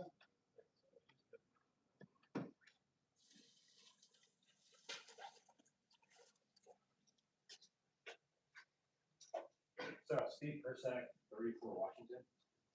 Can I ask questions on the bike? Sure. All right, so data center first. My comment on that is please be as forward thinking and clear and delineate between what you think should be allowed and not. I travel through Kenilworth, New Jersey on my way to work every day. That community is probably pretty devastated as to what's going up there. Not just the data center itself, but the surrounding community, the poles that are going up. It's pretty ugly, unsightly, and unfortunate. So that's my comment on that. So e-bike ordinance, I guess two questions. One, does the ordinance delineate between throttle control and non? Yeah, you're correct. It goes between different speeds. So for example, we have, the definition of electronic motorized bike, otherwise known as moto, electronic scooter, low-speed electric scooter, low-speed electric bicycle, motorized bicycle, lithium-ion battery, power mobility device, et cetera, So yes, we do define. And then in those, for example, e-moto, it defines that it's capable of covering the device at speeds in excess of 20 miles per hour on flat surface. Electric scooter, maximum speed of less than 19 miles per hour on flat surface. Low-speed electric bicycle, less than 750 watts. Bicycle reaches a speed of 20 miles per hour. So yes, we do have definition. Motorized bicycle says. Throttle. Pedal bicycle with an electric motor that's throttle capable. Right. So there's one class that's called motorized bicycle that does mention throttle capable. Right. Okay. Yeah. So I guess my position would be to make that clear delineation between throttle control, because as an e-biker, there is a significant difference in the capability and the danger and the safety of the rider when it is and is not throttle control. Meaning that you can sit there and go with a push of the thumb, whereas without it being throttle control, you physically have to pedal to have that motor kick in. You stop pedaling, the motor stops. Yeah, that's a low-speed electric bicycle. It does. Yeah, okay, yeah, motorized bicycles. The throttle. And we're also covered, I'm sorry, Mr. Hanley, we're also covered by the state statute that limits class one to being an e-assist type of vehicle, class 2 versus 3 that are throttle type vehicles. So, you know, the class 1 vehicle, there's certain carve outs, like it will require, I think it's insurance for an e-assist type bicycle. Again, without having the legislation in my hand, the e-assist, assisted rider with pedaling does require insurance. However, the class 2s and 3s with a throttle will require insurance. So the statute for the state does a good job of delineating those class 1, 2, and 3 bikes, which would mirror our ordinance. Technically, I have a class 3 e-bike without throttle. So there is some ambiguity in some of those delineations, and even at the state level. Two questions that are more thought experiments. I ride my e-bike, it's a cargo bike, kids sit on the back. I use that to transport kids to practices, move around town. If I were to, from my house in Washington, travel down Wapnog to Simon's Park, under the ordinance, would I be allowed to ride that bike across the soccer fields on Simons? You can't, technically, you wouldn't be able to ride it on the field itself. It's stamped paved areas. If you go on a field, any grass area, you have to dismount. Okay, because right now, what we typically do is come from the larger parking area on Simons, and instead of traveling further down on the road, move off the road and get to the other corner of Simons by traveling on the ground. Right, and understand where this is coming from, the ordinance is coming from, is that we're trying to do by saying, don't ride your, e-vehicle on grass or parks, is we don't want people that are not as responsible as you to destroy the parks and grass areas we have. So that's why it's in there. But we can't, unfortunately, can't be selective with who it applies to and doesn't. That's up to the police department. But they're gonna, that's how the ordinance reads. So yes, that's what it says. So you wouldn't be able to ride it on grass areas. Okay. And the second question is, I'm traveling either, I guess, west or east on Franklin. Same situation, same bike, same kids. In the instance where there's congestion on the road and it's due to parked cars, 2 lanes of traffic coming back and forth, and I move onto the sidewalk, what's the implication to that? So I'm gonna defer to the chief on this because it's really up to his officers. Yeah, that's our means of prohibiting those vehicles on the sidewalk between, like you said, Franklin and, let's call it Butler, because of the amount of pedestrian traffic, because of people exiting stores, they just, they're walking out to get to a park beat or, access the crosswalk, further by the train station. We've had several complaints about people nearly being hit, again, to Mr. Houston's point about trying to limit, the individuals that are riding carelessly or, you may be using due care, but not everybody rides like that. It's such a congested area, I don't think our pedestrians and people visiting our business are looking left and right to see vehicles going down the sidewalk, so that's the reason for that. Yeah, I guess my question is driven by safety in the moment, where if I'm traveling on Franklin, literally on Franklin, let's say towards 202. Right. And there's car traffic, and I make the decision to ride for a section of Franklin on the sidewalk to avoid the congestion and maintain my own safety. And Yeah, and that's why we would rely on really that 4-foot, statute in the ordinance that, or the state law that prohibits, vehicles from passing you closer within, 4 feet of width. So again, we're trying to keep the pedestrians safe that don't expect, the e-bike or the vehicle coming up from behind them. So yeah, that would be prohibited. Okay, so I would be in violation of the ordinance if, for my own safety, I move off Franklin Road due to heavy car traffic onto the sidewalk. In theory, you would be in violation of the ordinance. However, again, Mr. Houston's point, large discretion, because, I moved into, a position where I was going to be safe for myself and my child in the back. I don't think any of my officers would issue a summons for that, especially if it is like an emergency type of fashion.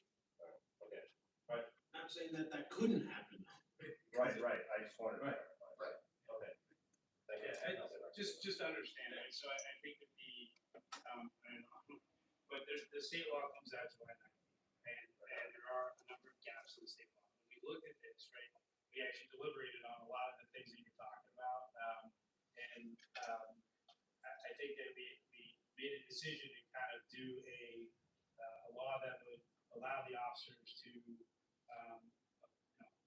enforce it where necessary, but also have discretion. And I think the case you're describing would be one of discretion. I don't want people thinking they have to put themselves in an unsafe position because of what an ordinance says. Absolutely not. Obviously, safety is the number one thing. That's what we're trying to do here. There's a lot of things in here about helmet laws and all sorts of other things that are designed to keep people safe. So I just want to understand that. Obviously, we don't want you to put yourself or your kids into an unsafe position. All right. Thanks. Yeah.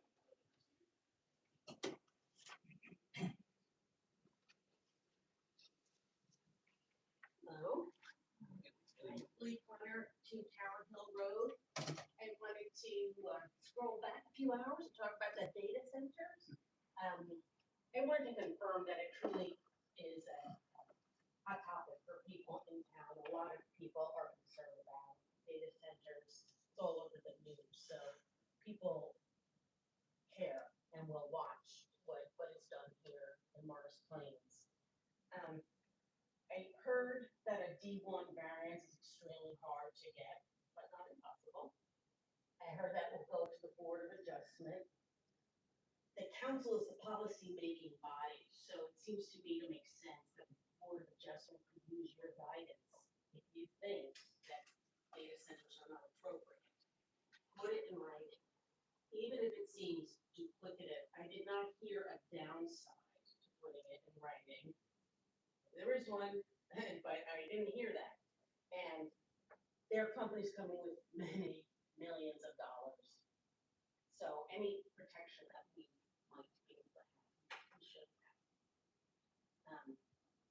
really, thank you for the discussion. Thank you to the council members and the mayor for this discussion.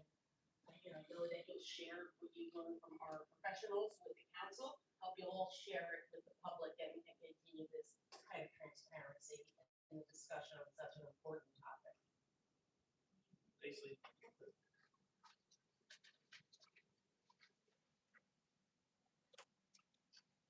Jimmy, back to that, Peter, you might throw back. One, two things. One suggestion, you mentioned the cleanups happening around town in the summer. We can get Mountain Way Hill on that list. I know it's not downtown, but the hill going from the other Mountain Way section, School all the yeah, way. all the way down. Oh, going down. Okay. Yeah, between, I mean, I walk from Grove to Mountain Way every day, and we pick up trash every single day, bottles, all kinds of things.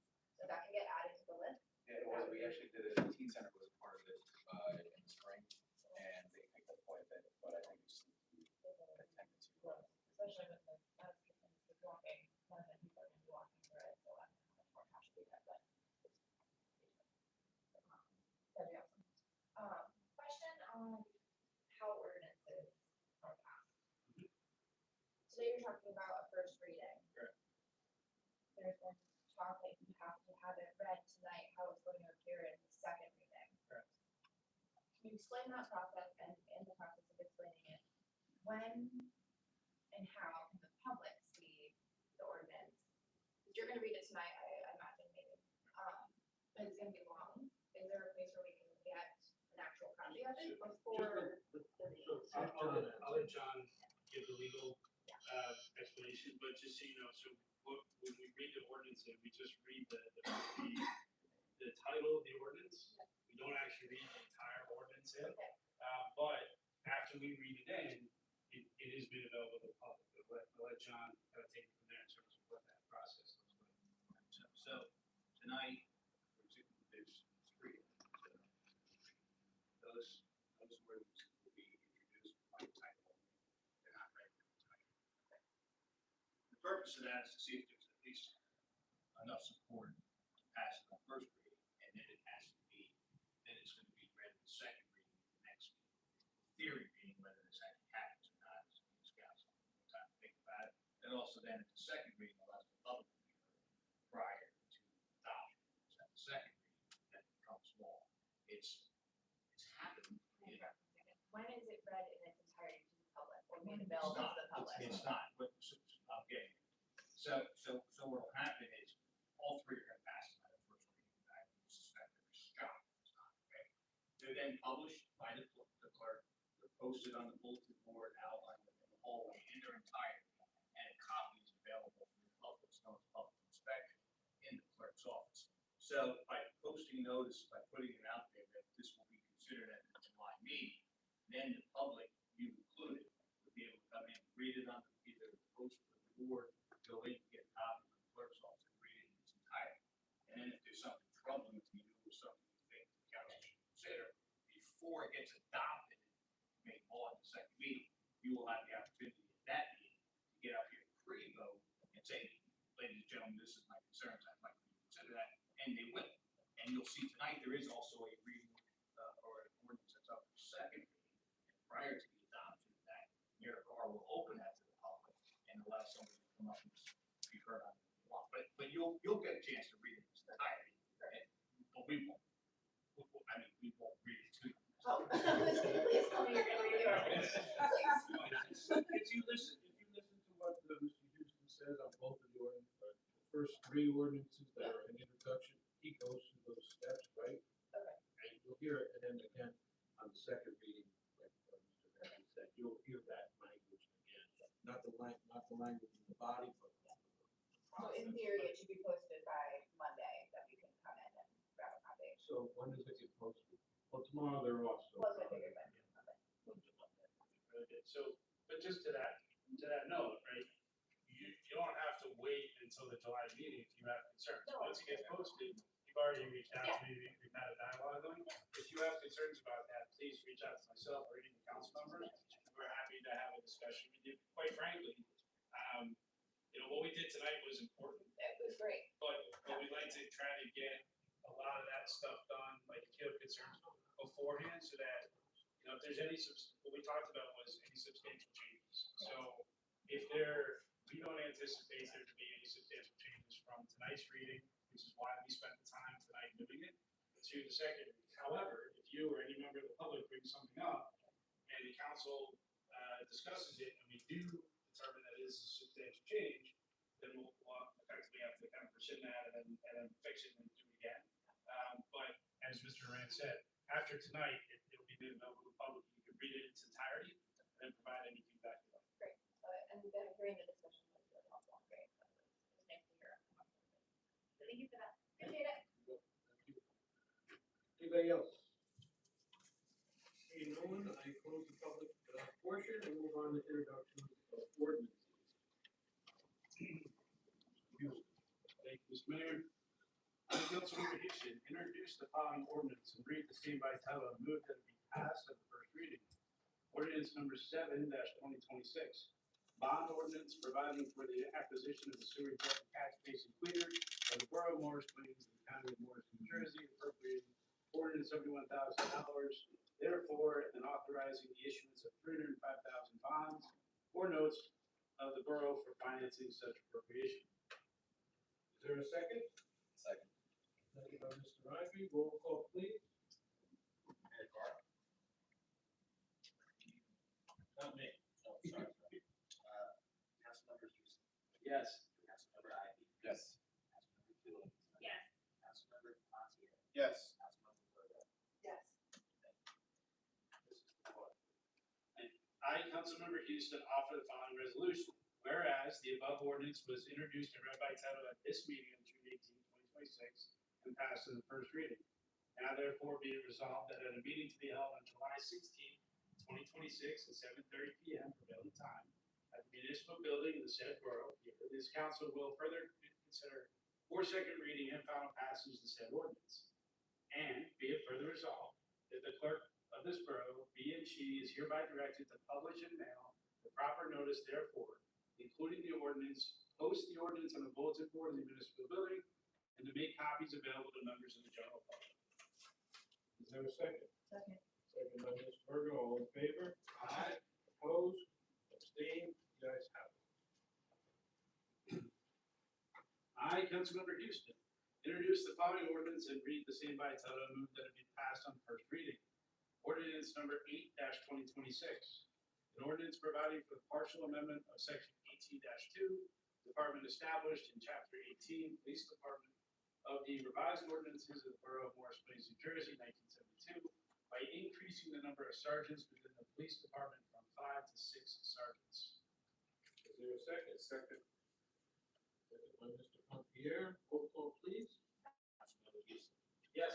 Councilmember Ivy. Yes. Councilmember Phillips. Yes. Councilmember Montier. Yes. Councilmember Florida. Yes. I, Councilmember Houston, offer the following resolution. Whereas the above ordinance was introduced and read by title at this meeting June 18, 2026, and passed in the first reading. Now therefore be it resolved that at a meeting to be held on July 16, 2026, at 7:30 p.m. prevailing time at the municipal building in the said borough, this council will further consider for second reading and final passage of said ordinance. And be it further resolved that the clerk of this borough, being she, is hereby directed to publish a proper notice therefore, including the ordinance, post the ordinance on the bulletin board in the municipal building, and to make copies available to members of the general public. Is there a second? Second. Mr. Ivy, all in favor? Aye. Opposed? Abstained? You guys have it. Mr. Durant, how do you want me to read this in? You should just read it as you normally do, say as an. We put the amendments on. Okay.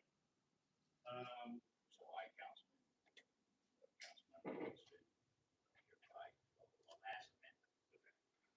I, Councilmember Houston, introduce the following ordinance as amended and read the same by title and move that it be passed on first reading. Ordinance number 9-2026. An ordinance providing for the partial amendment of chapter Jersey 1972, entitled Mini Bikes, Motorized Vehicles, and Motorcycles by adding electric scooter and electric bicycle operation, parking, and battery safety regulations. Is there a second? Second. Roll call please. Councilmember Houston. Yes. Councilmember Ivey. Yes. Councilmember Hewlett. Yes. Councilmember Montier. Yes. Councilmember Rivera. Yes. I, Councilmember Houston, offer the following resolution, whereas the above ordinance was introduced and read by title at this meeting on June 18, 2026, and passed on the first reading. Now therefore be it resolved that the meeting to be held on July 16, 2026, at 7:30 p.m. prevailing time in the municipal building of the said borough. This council will further consider for second reading and final passage the said ordinance. And be it further resolved that the clerk of this borough is hereby directed to publish and mail the proper notice, including the ordinance, post the ordinance on the bulletin board in the municipal building, and to make copies available to members of the general public. Is there a second? Second. Member Ivey, member Montier, all in favor? Aye. Opposed, abstained, the ayes have it. Have to find number six.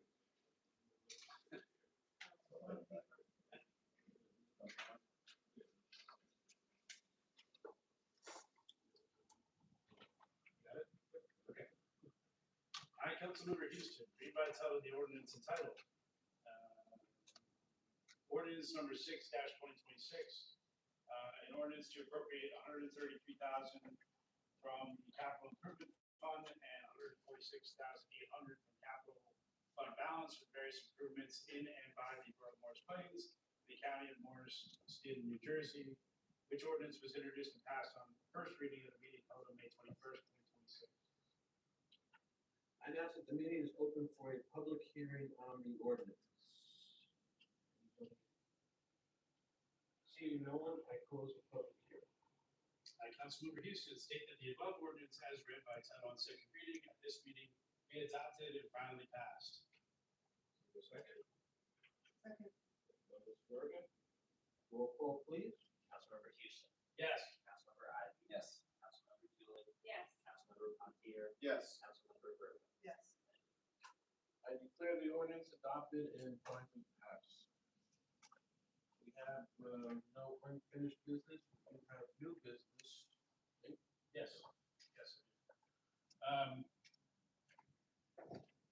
So in light of the conversation that we had just earlier on conference regarding another person in the building department, I am going to I'll take some time, maybe Mr. Mayor, you and I can meet with the folks over there, we can discuss more in depth about what the needs are over there, so.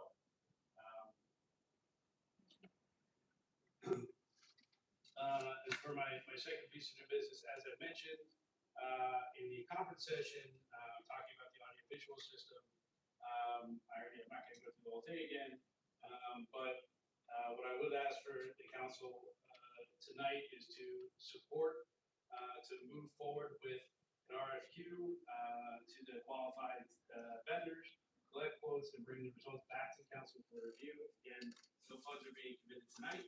This is simply authorization to begin the quote process. So if there's no objection, I'd ask for a motion to proceed.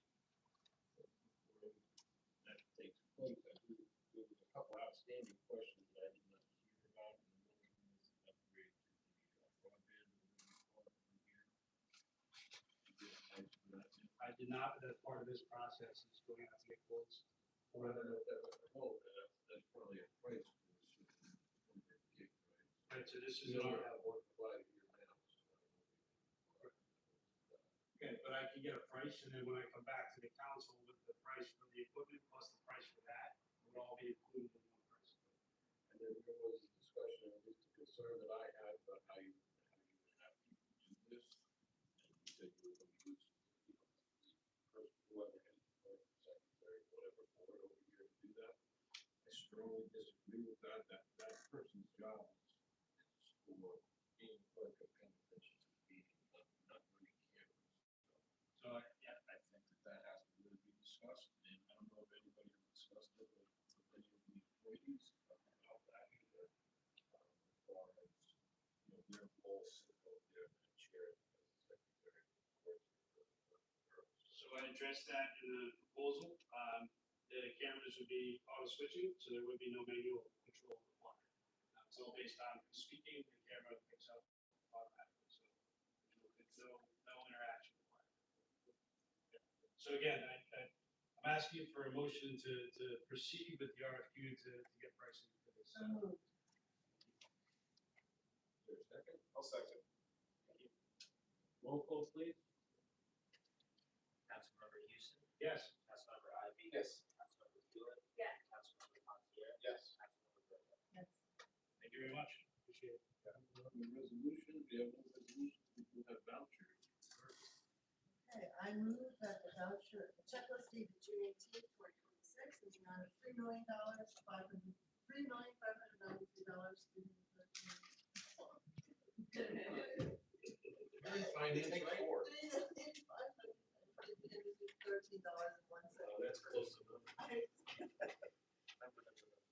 Is there a second for that mumbo jumbo? Second.